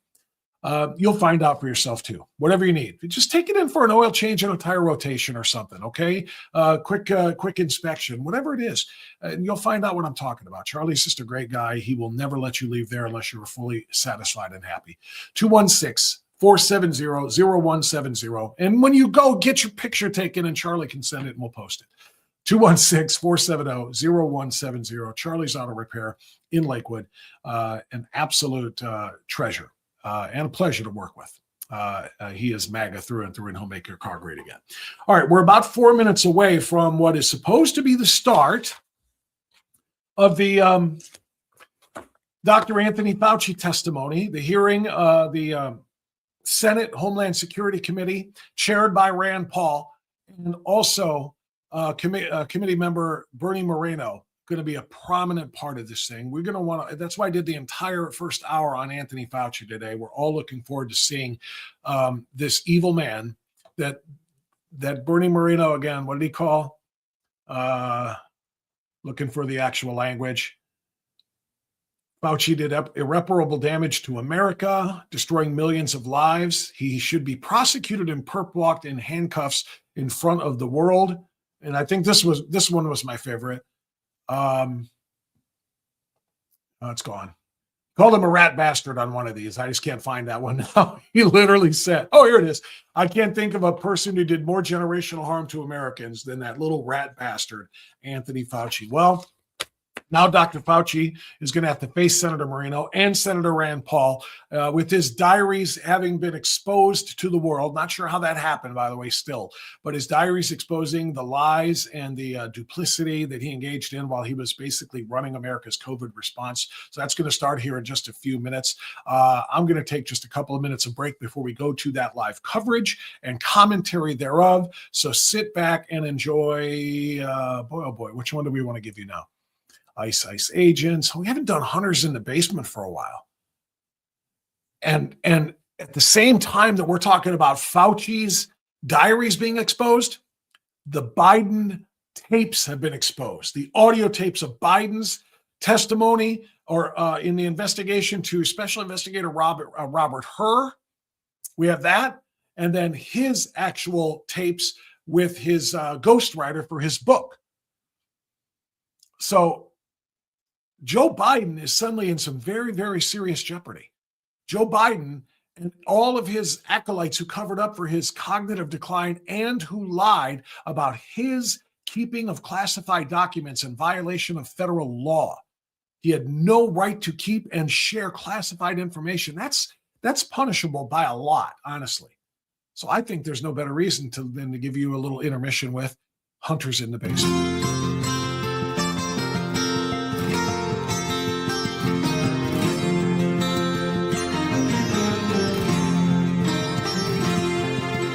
Child called me up just the other day. He said, Dad, I need some crack. Can you help me today? And I had lots of cash, but bills to pay. He said, don't worry, Dad, I'll find another way. He was smoking before I knew it, and away he flew, saying, I'm gonna be like you, Dad. You know I'm gonna be like you. And hunters in the basement with a silver spoon. The hookers and drugs, we're gonna be there soon. When you're coming home, Dad, I don't know when. I'll be good and high by then, Dad. Yeah, I'll be good and high by then. Picking through rugs, smoking anything that even remotely resembled crack cocaine. I'm very proud of my son. My son came around just the other day. He said, I got me a deal where we can both get paid. Can I trade on your name? I said, sure, okay. Will anyone know? He said, no way. And as he walked away, he looked kind of dim and said, I'm gonna be like him, yeah. You know I'm gonna be like him. He's fixed it. He's worked on it. And hunters in the basement with a silver spoon. Ukrainian brides, we're gonna be there soon. When you're coming home, Dad, I don't know when. I'll put aside your 10%, Dad. I'll always have your 10%. So, honey, what are you doing? I said, Dad, I'm fine. He said, you're not fine. I know how to game the system. Come on. Come on. Well, it came from Kiev just the other day. Had a smile so big I just had to say, son, I'm proud of you. How's our cash supply? He nodded his head and said, Great big guy, but what I really need, Dad, is to borrow the car keys. You can take the vet, but watch the boxes, please. And Hunter's in the basement with a silver spoon. Classified papers all over the room. When you're coming home, Dad, I don't know when. I'm getting good and high again, Dad. I'm getting good and high again. He pointed out the reason why he regrets it is he didn't anticipate that folks like Giuliani would use it to, in fact, try to embarrass his father. Yes, they are. They're flat thugs. Come on. This guy is a dog whistle about as big as a foghorn. I stole an election and my son moved away. I called him up just the other day. I said, you owe some cash, I want my cut today. He said, calm down, Dad, you know it's on the way. But my laptop is gone and now it's on you. And now we're both really screwed, Dad. And now we're both gonna be screwed. And as I hung up the phone, it occurred to me, he was damn near dumber than me. My boy was dumb as me. And there was Hunter in the basement with a silver spoon. All of our crimes were coming out real soon. When's it all end, son? I don't know when. But we're gonna end up in the pen, Dad. We're both gonna be in the pen. I am absolutely certain, 100% certain, that at the end of the investigation, that I will be cleared of any wrongdoing. God save the Queen, man. All right, it is underway. We're going to go right now to live coverage of the opening statement here by the committee chair, Senator Rand Paul, and we're going to do some live reaction of the Dr. Anthony Fauci research was funded by NIAID in a totalitarian country in a lab that lacked acceptable safety standards. The decision to fund dangerous gain-of-function research in Wuhan, China, will likely go down in history as perhaps one of the worst public health decisions. Frankly, the American people deserve an apology. I hope today Dr. Fauci will come clean, admit it was a mistake to fund dangerous research in China, admit that the risk of this dangerous research exceeded any possible benefits, ask forgiveness, and pledge to help our government devise safeguards so a man-made epidemic never happens again. Instead of an apology, you have for years avoided responsibility. Regarding the lockdowns, you argue that you did not personally issue every lockdown order, close every school, or impose every mandate. But officials across the country invoked your authority to justify these decisions. And you presented your recommendations not as judgments open to debate, but as dictates of science itself. Your own words demonstrate that you understood the influence you exercised. On March 14th, 2020, you wrote that the task force recommendations were driven by me, yourself, Deb, and CDC. The next day you wrote that you had convinced Mayor Bill de Blasio to close the New York City schools, so you were involved. That same night, Governor Gavin Newsom's chief of staff told you that the governor had decided to close California schools, bars, and restaurants after watching you on television. Presidents, governors, mayors, school boards, corporations, and Congress all bear responsibility for the decisions they made. The COVID lockdown, however, could never have been inflicted without you aiding and abetting the crime. Children lost years of education. Small businesses built over a lifetime disappeared. Patients delayed cancer screenings and other medical care. Families were separated from dying relatives. Workers were ordered to accept a medical procedure or lose their jobs. Worship assembly, employment, education, and travel were restricted in the name of science. While you did not impose every restriction, you used your public authority to justify them.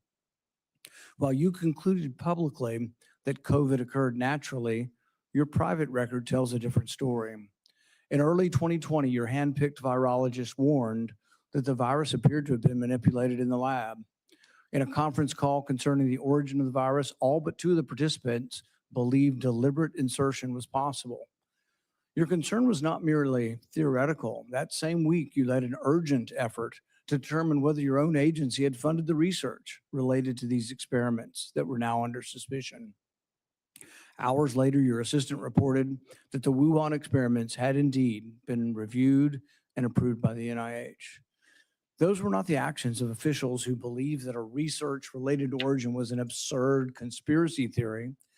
They were the actions of officials urgently trying to determine whether their agency funding was connected to the research under discussion, connected to the pandemic.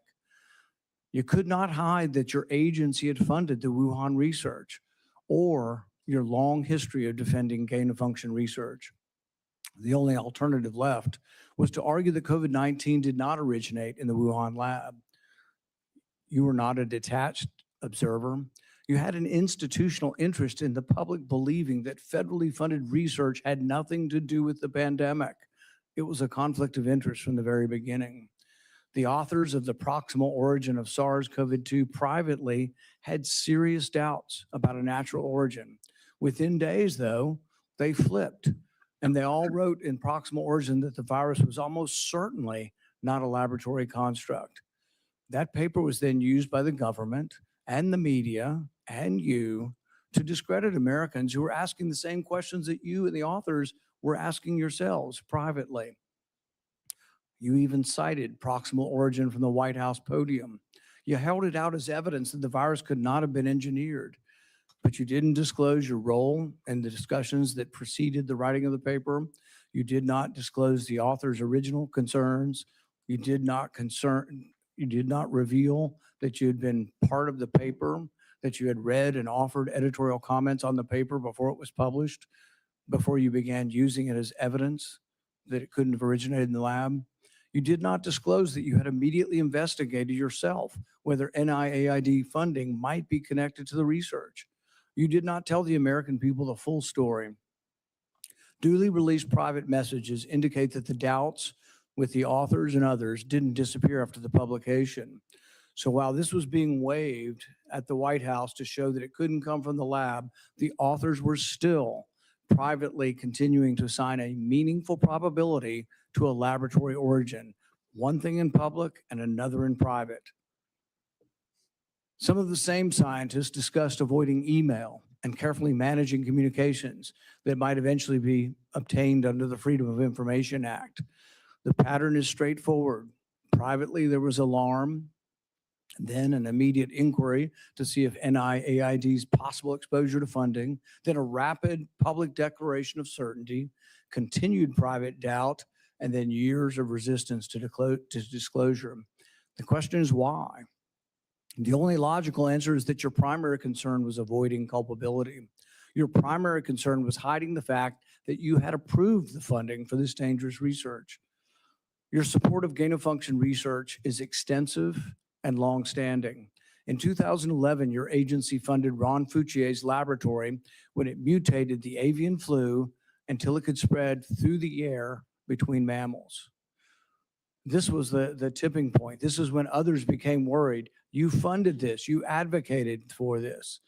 The federal government's own biosecurity board, though, recommended withholding the details of these experiments because of the danger the research posed. People were concerned that publishing it was publishing a roadmap to creating bioweapons around the world. But you sided with the gain-of-function scientist Fauci and argued that the benefits of publishing the research far outweighed the risks.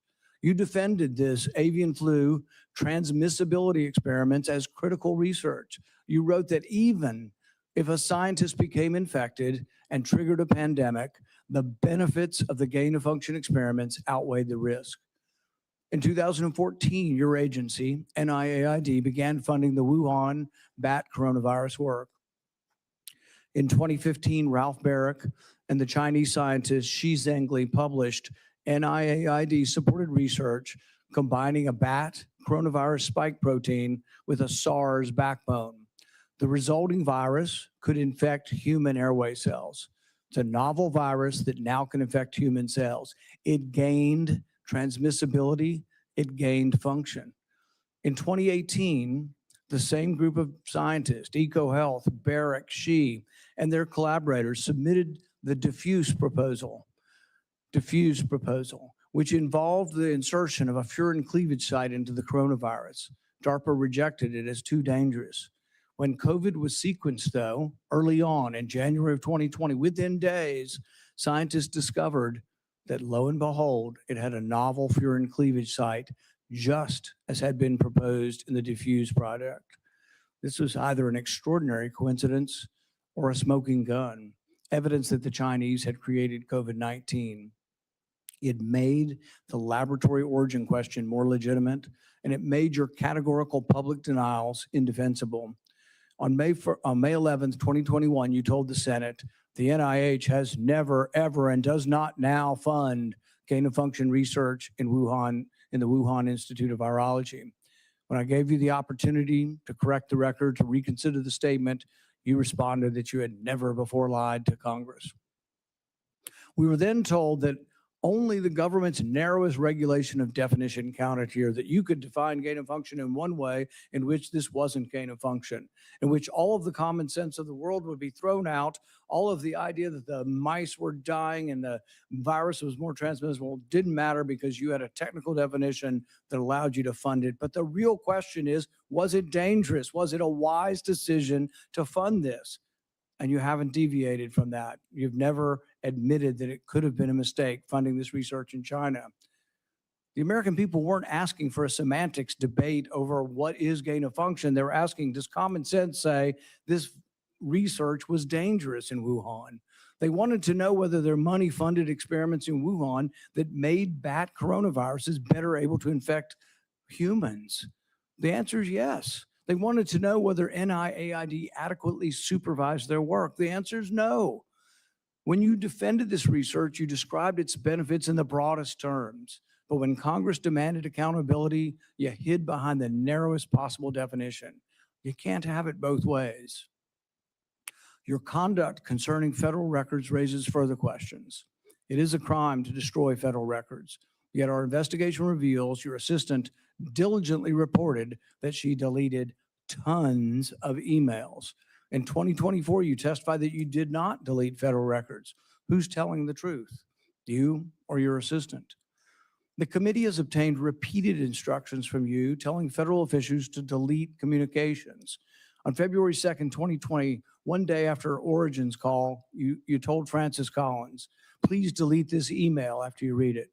The committee asked for your voluntary cooperation to come today. Your appearance had to be compelled by subpoena. You're here today under duress. You're here today because of the court ordering it. President Biden issued you a sweeping pardon extending back to 2014, the same pardon he gave to his son Hunter. A pardon may protect a person from criminal prosecution, doesn't rewrite history. It does not erase documents. It does not convert a misleading statement into a truthful one. And it does not prevent Congress from establishing what happened. There will be another pandemic. There will be another crisis. And there will again be officials who insist that uncertainty must be hidden for the public's own good. They will demand obedience. They will invoke science. I am the science, as though it were a commandment. They will argue that government officials cannot be questioned because questioning them would undermine public trust. They have it backwards. It is secrecy that destroys trust. It is arrogance that destroys trust. It is censorship that destroys trust. And it is the refusal to admit error that destroys trust. That loss of trust may be your most damaging legacy. Trust can't be ordered. It has to be earned. No scientist is above scrutiny. No government official is beyond accountability. And no public servant has the right to treat the suffering of millions of Americans as a footnote to his preferred version of history. Wow. I now recognize Senator Peters for his opening remarks. Thank you, Mr. Chairman. Okay, now while the Security Democrat Committee minority has leader there long and a very plays defense for Anthony Fauci here, what I want to do rather than listen to that, because everything we just heard from Senator Paul was what we needed to hear. What I want to do rather than that is I want to go back. I talked about this a couple of times yesterday and today, and I feel like it's worth doing right now. This is bizarre. It may seem bizarre to you that I'm going to interrupt this hearing to listen to a comedian, but I don't think it's crazy because this particular comedian, TDS suffering nut job that he is, talking about Jon Stewart, went on the show of another TDS suffering nut job comedian that he is, Stephen Colbert, back in 2021. Okay? In 2021, Jon Stewart went on Stephen Colbert and told the truth because it is the only thing that could possibly be the truth about where this thing came from. Now, he does it in a funny way, and you're going to laugh. I laugh every time I see it, but it's also reality, and it's worth watching. So I'm gonna substitute this for a couple of minutes here for the opening remarks of the Senate Minority Leader in that committee. Here we go. Debt of gratitude to science. Science has, in many ways, helped ease the suffering of this pandemic, which was more than likely caused by science. Look at Colbert. Like, what did you just say? I don't know what to do now. And that's kind of. Hold on one second. No. Not, listen. It's coffee. I wouldn't do that to you. I wouldn't do that to you. What do you mean by that? Do you mean like perhaps there's a chance that this was created in a lab? There's an investigation. A chance? Well, but oh my if there was God. evidence, I'd love to hear it. There's a novel respiratory coronavirus overtaking Wuhan, China. What do we do? Oh, you know who we could ask? The Wuhan novel respiratory coronavirus lab. The disease is the same name as the lab. That's just a little too weird, don't you think? And then they ask those scientists, they're like, how did this? So wait a minute, you work at the Wuhan respiratory coronavirus lab. How did this happen? And they're like, a pangolin kissed a turtle. And you're like, no, the name of your lab. If you look at the name, let me see your business card. Show me your business card. Oh, I work at the coronavirus lab in Wuhan. Oh, because there's a coronavirus loose in Wuhan. How did that happen? Maybe a bat flew into the cloaca of a turkey and then it sneezed into my chili and now we all have coronavirus. Like, come on. Okay. Wait a second. What about this? Listen to this. Wait a second. All right. John. Oh my. Colbert is desperate to shut him up. Colbert is desperate there, as you can hear, because Colbert is even more of a TDS suffering lunatic nut job. Not that it was all about Trump at that particular point in time, but to not change the narrative. He's so desperate, even more than Stewart. Stewart was willing to be reasonable and say, hello, look at it. Look at the facts. Look at where it came from. Look at what is there.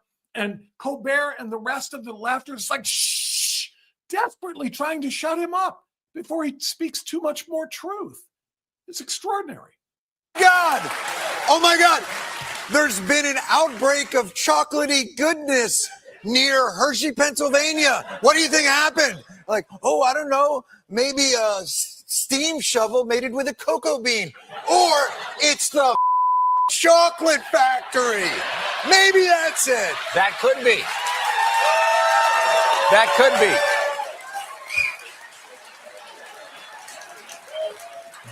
That could be. It took a leftist like Stewart to be able to say this, to get that applause from the audience there, from Colbert's lunatic left-wing audience.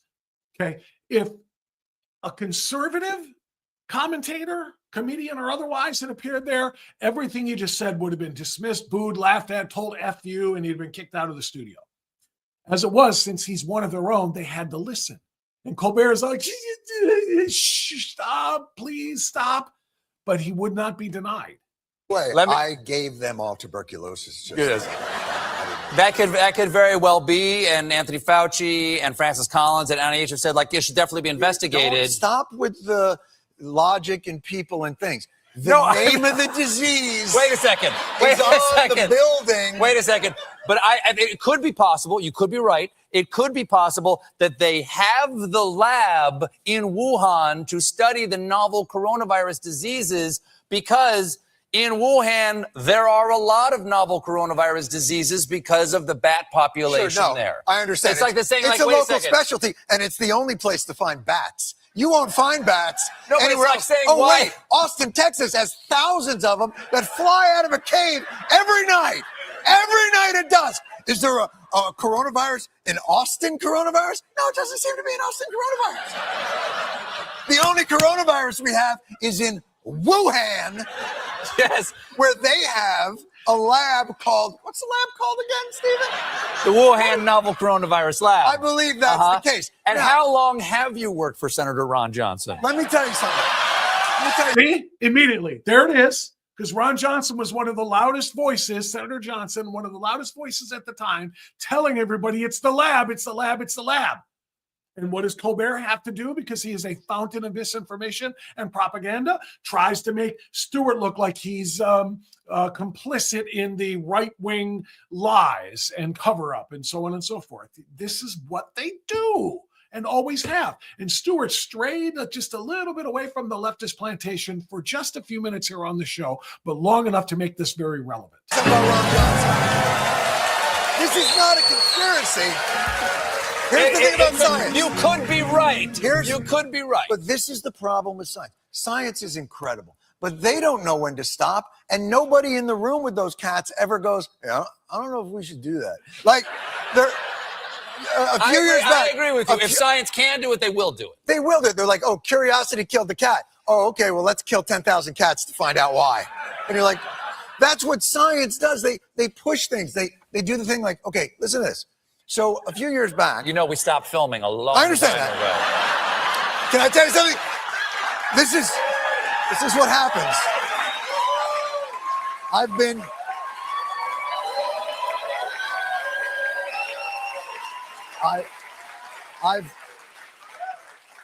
I've been alone for so long.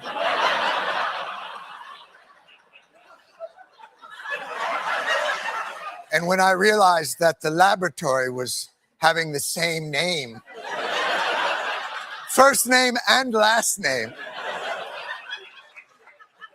of the evil that had been plaguing us, I thought to myself, that up. And even Colbert's joking about, silencing him, joking about, we stopped filming here because it's when this people like you say this kind of stuff online, we're canceling their accounts. Our partners in Silicon Valley are canceling their accounts, shadow banning them, full banning them, whatever, giving them strikes, everything they can do to shut them up. And you're doing this on our show, our late night show. Colbert jokingly says we stopped filming, but he's making a mockery of the fact that they do stop and silence anybody who's got any dissent when it comes to this. So let's go back to the live coverage.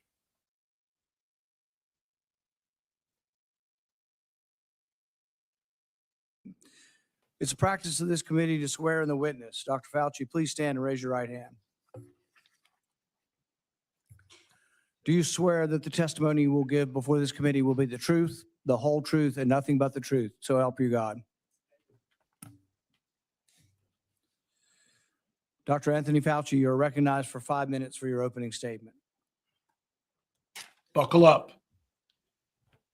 Will he read it in diary form? Members of the committee, I served at the NIH for over 54 years, 38 of those as director of the National Institute of Allergy and Infectious Diseases. Over that period, I proved that I believe in and respect the value of legitimate congressional oversight.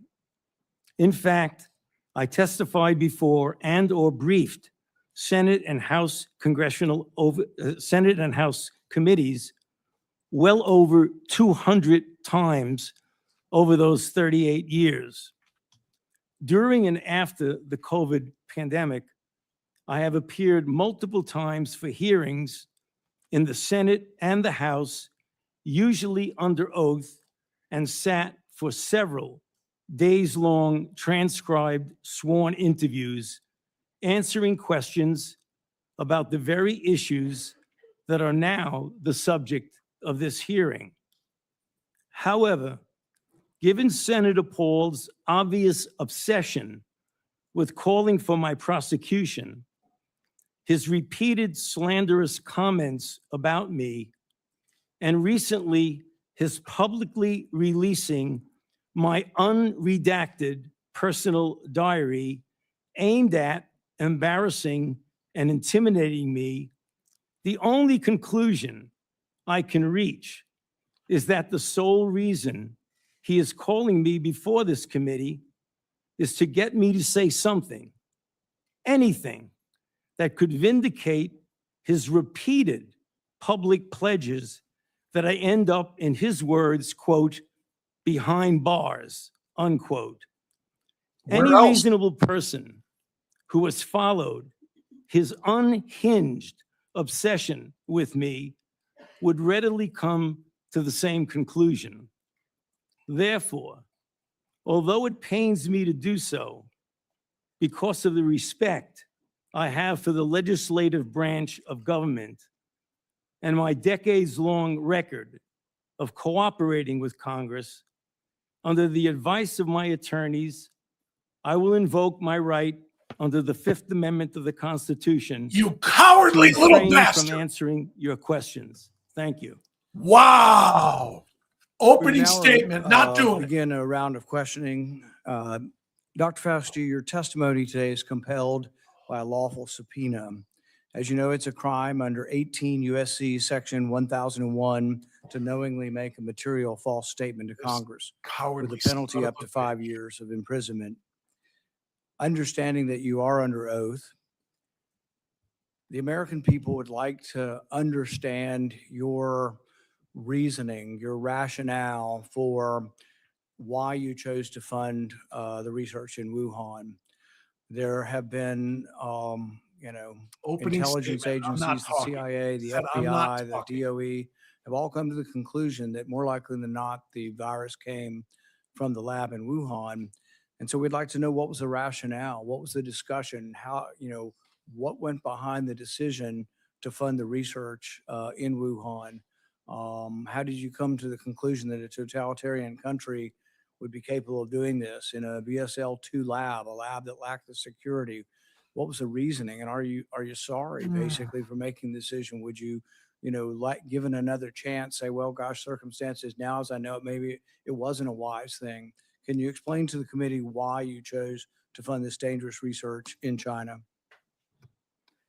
On the advice of counsel, I respectfully decline to answer based upon my rights under the Fifth This Amendment of the evil Constitution. son of a bitch.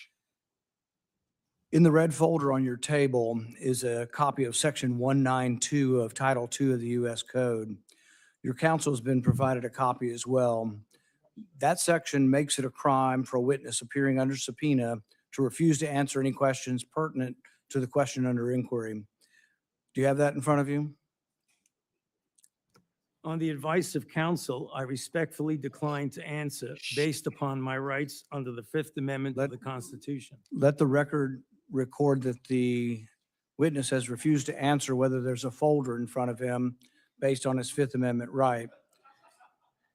It is true that you're appearing under direction of our subpoena to provide testimony on matters under consideration by the committee, including the origins of COVID-19, risky life sciences research, and your tenure as a federal government employee. Additionally, you've been provided a full and unconditional pardon dated January 19th, 2025, for any offenses against the United States which may have been committed or taken part from January 1st, 2014 through the date of the pardon for a 10-year period, arising from or in any manner related to your service as director of the National Institute for Allergy and Infectious Diseases, as a member of the White House Coronavirus Task Force or the White House COVID-19 response team, or as chief medical advisor to the president. Have you refused this pardon, or do you have any reason to believe this full and unconditional pardon, this grant of immunity, would somehow require you to plead the Fifth Amendment? On the advice of counsel, I respectfully decline to answer based upon my rights under the Fifth Amendment of the Constitution. Based on the facts presented, I'm going to direct you to answer the questions. The committee has issued a valid subpoena. They have requested your presence here. The questions are very pertinent to your decision-making as head of NIAID, as well as a chief advisor to the president. Do you still refuse to answer the questions? On the advice of counsel, I respectfully decline to answer based upon my rights under the Fifth Amendment of the Constitution. Let's do the.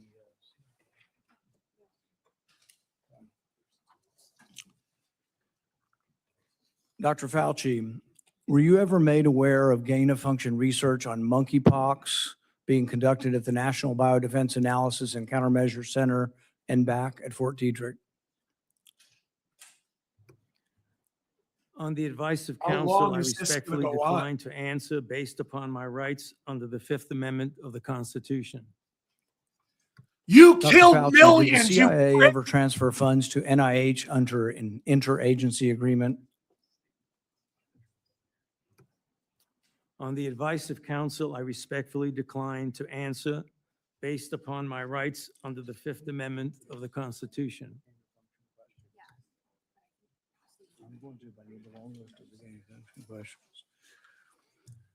Dr. Fauci, did the NIH ever conduct research for or in coordination with any element of the intelligence community, CIA, ODNI? On the advice of counsel, I respectfully decline to answer based upon my rights under the Fifth Amendment to the Constitution. The reason why these questions are important is, President Trump has done a ban, and we're glad that he did a ban on gain-of-function research. So we're better off than we were when we had an advocate serving as head of NIAID, an advocate for gain-of-function research. There is still, though, a question, though, whether or not the intelligence community is adhering to that order. There's a question of whether or not gain-of-function research is still ongoing. And these are important questions the American people deserve to know. Dr. Fauci, have you been read into any classified Department of Homeland Security program, any prospective special access program concerning gain-of-function research? On the advice of counsel, I respectfully decline to answer based upon my rights under the Fifth Amendment of the Constitution. When we look at the research in China, the gain-of-function research that you've denied was gain-of-function, one of the things that startled the scientists when they saw COVID in the first couple of weeks was when they looked at the sequence of it, they said, oh my God, there's a furin cleavage site in it. And in this particular family of coronaviruses, the sarbecoviruses, they'd never seen this before. They were also startled to look at it and see how it was coded for, what the codons were, and to discover that the codons used out of 36 different possibilities turned out to be the one that was commonly used in gene manipulation by scientists. Dr. Fauci, were the scientists at the Wuhan Institute of Virology capable of inserting a furin cleavage site into a coronavirus? On the advice of counsel, I respectfully decline to answer based upon my rights under the Fifth Amendment of the Constitution. So one of the experiments that was pretty common. It's important to note here what's happening. Of a SARS virus. And this obviously, that this lying little Keebler elf dangerous, but then they would dig through is not going to do anything to cooperate. Bat guano, But Senator Paul, Senator Marino, and everybody else that's going to have an opportunity here has to get all of this stuff in and on the record. It's extremely important that the American people hear all of this information that they have not heard before, even if he's going to sit there like a little criminal, refusing to incriminate himself because he knows what he did is illegal. He knows what he did has killed millions. He knows what he did is going to continue to cause a plague. A lot of people who suffered during that period of time for years to come. His pardon only covers what he did from 2014 to the time of the pardon, which was January 20th of 2025. Any new crimes he commits from January 20th, 2025 until now, not covered by a pardon, which means if he lies and perjures himself before this committee, he can be charged with perjury and sentenced to prison. And that is very likely what would happen. So that's why he's not even taking a chance and answering any question. He was asked, do you have a red folder on your table in front of you? He said, I refuse to answer on the advice of counsel because of my rights under the Fifth Amendment. So refusing to acknowledge, are you here today? Do you have clothes on right now? He won't answer anything because if there's a chance that he could misspeak, that's what they could get him on. So he's not even giving an opportunity, like I said, himself an opportunity to commit perjury, and thus end his protection. That's why he's doing this. What a cowardly piece of human freaking waste. By your friends who called this a conspiracy theory. These are the kind of things you see as a screed on a political, website. You don't really see this in science. But when they release this as being a conspiracy theory, we're wondering that when you do this, when you combine these viruses and are able to grow them in humanized cells, whether or not this kind of risky research, whether you call it gain of function or not, whether you use the definition of gain of function, whether this kind of research should have had more scrutiny. I think in your House testimony, you testified that you never traveled to China and that you were unaware that anybody at NIH ever examined the labs, that you trusted the Chinese scientists. I think you said that even recently, that with your discretion, you trusted the Chinese scientists. The problem is that even in our country, we trust our scientists. They're good American scientists, probably doing the right thing for America. But at the same time, we oversight to make sure it's not dangerous research, but we also investigate the lab. I believe Fort Detrick was one of our main labs was closed down in the last year or two because of, research institute, a research incident that was dangerous with dangerous pathogens. And so the American people would want to know, how could you approve this dangerous research in China, say that you trusted the Chinese scientists, and then in the end, you had to admit that you'd never been there, and none of your inspectors had ever been there.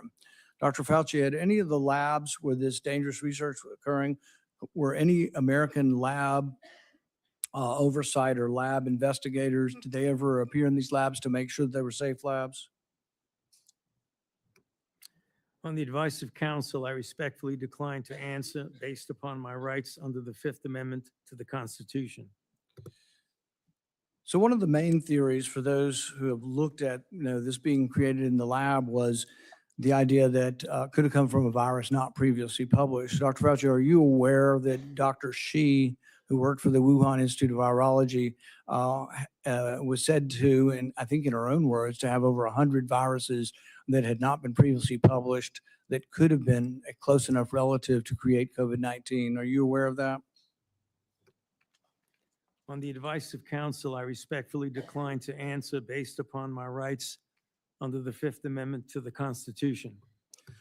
Under your testimony previously, when you denied ever having funded gain of function in China, it was so adamant as to be striking, to leave no room for any interpretation of what is or isn't gain of function research. But there's another important question. Did you fund gain of function research in other biolabs around the world? On the advice of counsel, I respectfully decline to answer based upon my rights under the Fifth Amendment to the Constitution. The one research project that we do know you did fund is the one that Ron Fauci did. And it's important to talk about because this sort of was the beginning of the debate over gain of function. This wasn't just me. I wasn't even aware of the debate 10 years ago. This was other scientists. Over 200 scientists at the Cambridge Working Group signed a protest because they didn't think you should fund the research, and they didn't think it should even be published because it was sort of a roadmap as to how to make a bioweapon. So what they did was the avian flu, and this is important. It may be the most important question we get to here today. The avian flu has about 50% mortality for humans. The good news, though, about animal viruses is they don't infect humans very well. It will infect humans, but doesn't go human to human very well.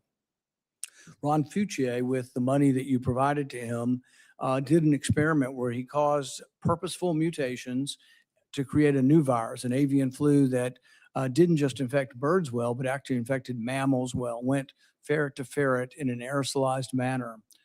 People saw this and were aghast, at the decision-making process that you decided to fund this.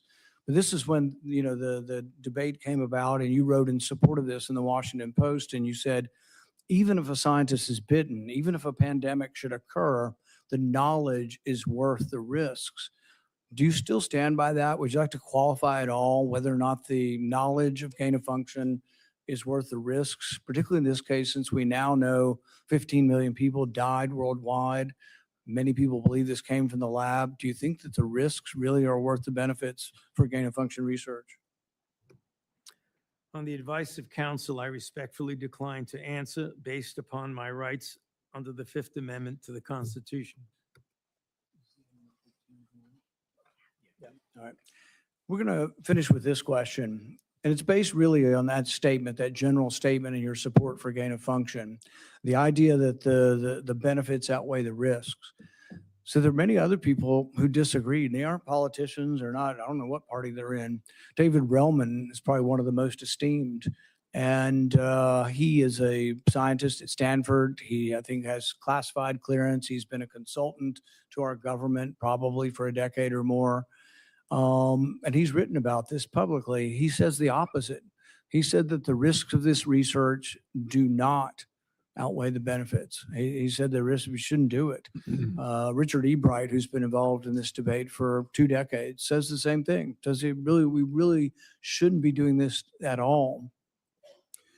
There's a quote also by Well, quote is that at the very end. I'm doing the best I can by way of the chyrons at the bottom of the screen, because that's really what it is. Cowardly scientist refuses to answer for his role in killing billions.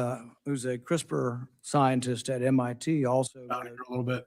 about That's just the reality of what's going on here. You could also go with Fauci refuses to answer for fear of something truthful slipping out. Also roll with Keebler Elf refuses to speak for fear of truth escaping. All of these things are accurate. This is a waste of time with respect to getting Mr. Diary to open up and respond to all of the inconsistencies and the straight up, opposing positions that he took publicly when it came to his responses to COVID and what he wrote to himself privately. We're not going to get any answers. What we are going to get is everything that needs to get on the record. That's what Senator Paul is doing. That's what the other senators are going to do. It looks like probably throughout this hearing, Democrats are probably applauding right now because they don't really care about millions of people dying. So I don't see any more reason for us to go past this time. If anything happens of note between now and the end of this hearing today, it will be recorded and we will talk about it tomorrow. So now that he's going to give the minority leader there a chance to get him to also say, let's hold on for one more minute here. If the minority leader asks a question that Fauci won't take the fifth, plead the fifth to, and the chances are very good he's not going to say anything to him either. Again, what I wrote there was just to be a smartass as far as the Chiron. Lying Keebler Elf refuses to speak for fear of truth escaping. I meant both about the elf appearance and about the truth escaping. So the chances are he won't even answer from a Democrat because anything he says might somehow contradict something he said before. So he's probably going to stick with the Fifth Amendment. So I'm probably not going to want to watch any more of this because I do have to get to work. But sit quietly and don't say another word. Holy cow. I said, sit quietly. You are not recognized. Another word and you're gone. Holy cow. What did I miss? Let's back it up. Your assertion of privilege and directed you to answer, but you nonetheless refuse and stand on privilege despite the existence of the pardon. The committee will have to consider after this hearing what appropriate action should be taken against you for the failure to testify after being directed to do so. It's against the law to obstruct an investigation of Congress. There will be repercussions to your refusal to testify today. Senator Peters.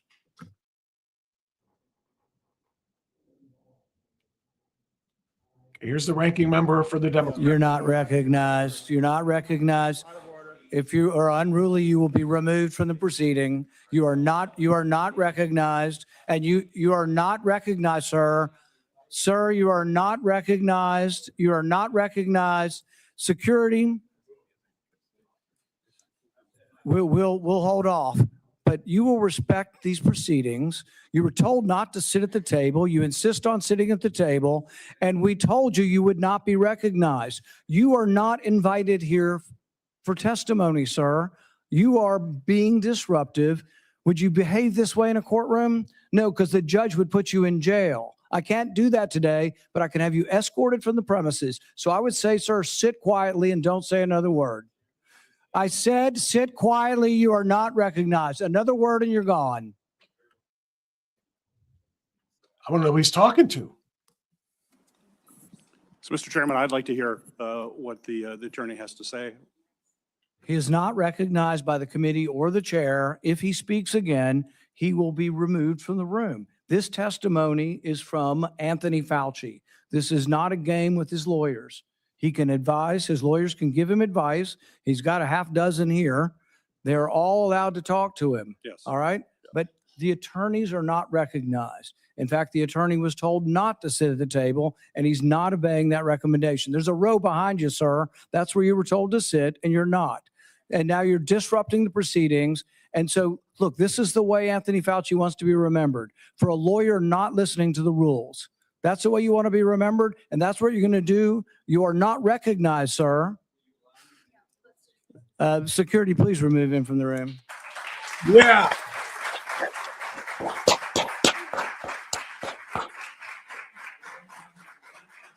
Thank you, Mr. Chairman. Get him out. Get him out. Walk him right to a freaking holding cell. And put the freaking Keebler elf in there with him. Yeah, I said what I said.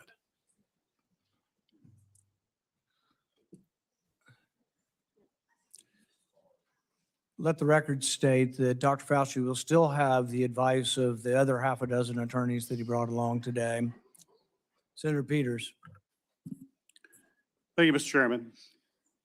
The COVID-19 pandemic is not the first. The only reason I'm going or to the stick with last this for a public minute or health two more crisis is to see to if Fauci will impact answer our a nation. Democrat, in which he In would not- December 2022, I released a report that identified significant failures in our federal government's preparedness and initial response to COVID-19.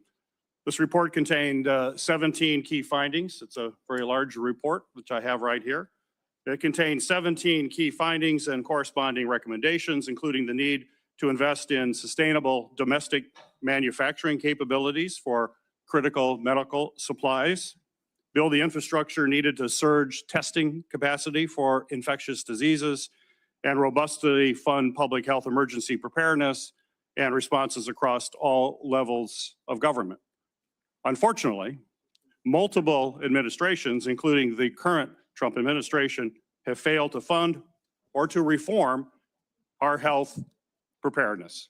This is something that I would hope the committee in the future would investigate. It needs to be taken a look at. It also feels like a new public health threat is hitting us every month. There's a foodborne parasite affecting thousands of people in Michigan and across the country, and our federal agencies still haven't fully pinned down the source. So this is a unique tactic. Let's talk to Dr. Fauci about things that have nothing to do with COVID and the reason he has been subpoenaed to testify before this hearing or this committee. Let's talk about new illnesses or new foodborne or whatever, viruses and parasites and so on and so forth. It'll be interesting. Are they going to waste time like this all day? We have a hantavirus scare on a cruise ship, and though it hasn't made headlines in the way that the screwworm threatening our food security has, I remain concerned about bird flu that is also spreading and could one day cause a pandemic. This is also something this committee should be investigating and holding hearings on. Mockery. What a mockery. Since of this January entire thing. 2025, the Trump administration has taken a number of actions to drastically weaken our ability to fight infectious diseases and biological threats that endanger. He was subpoenaed to testify. Fauci was subpoenaed to testify about coronavirus and about the gain of function research, about his role in lying about all of it. And the Democrats aren't even going to talk about it. Shutting agencies responsible for tackling infectious diseases around the world, firing thousands of federal employees with keeping our communities and our medicines and our food supply safe.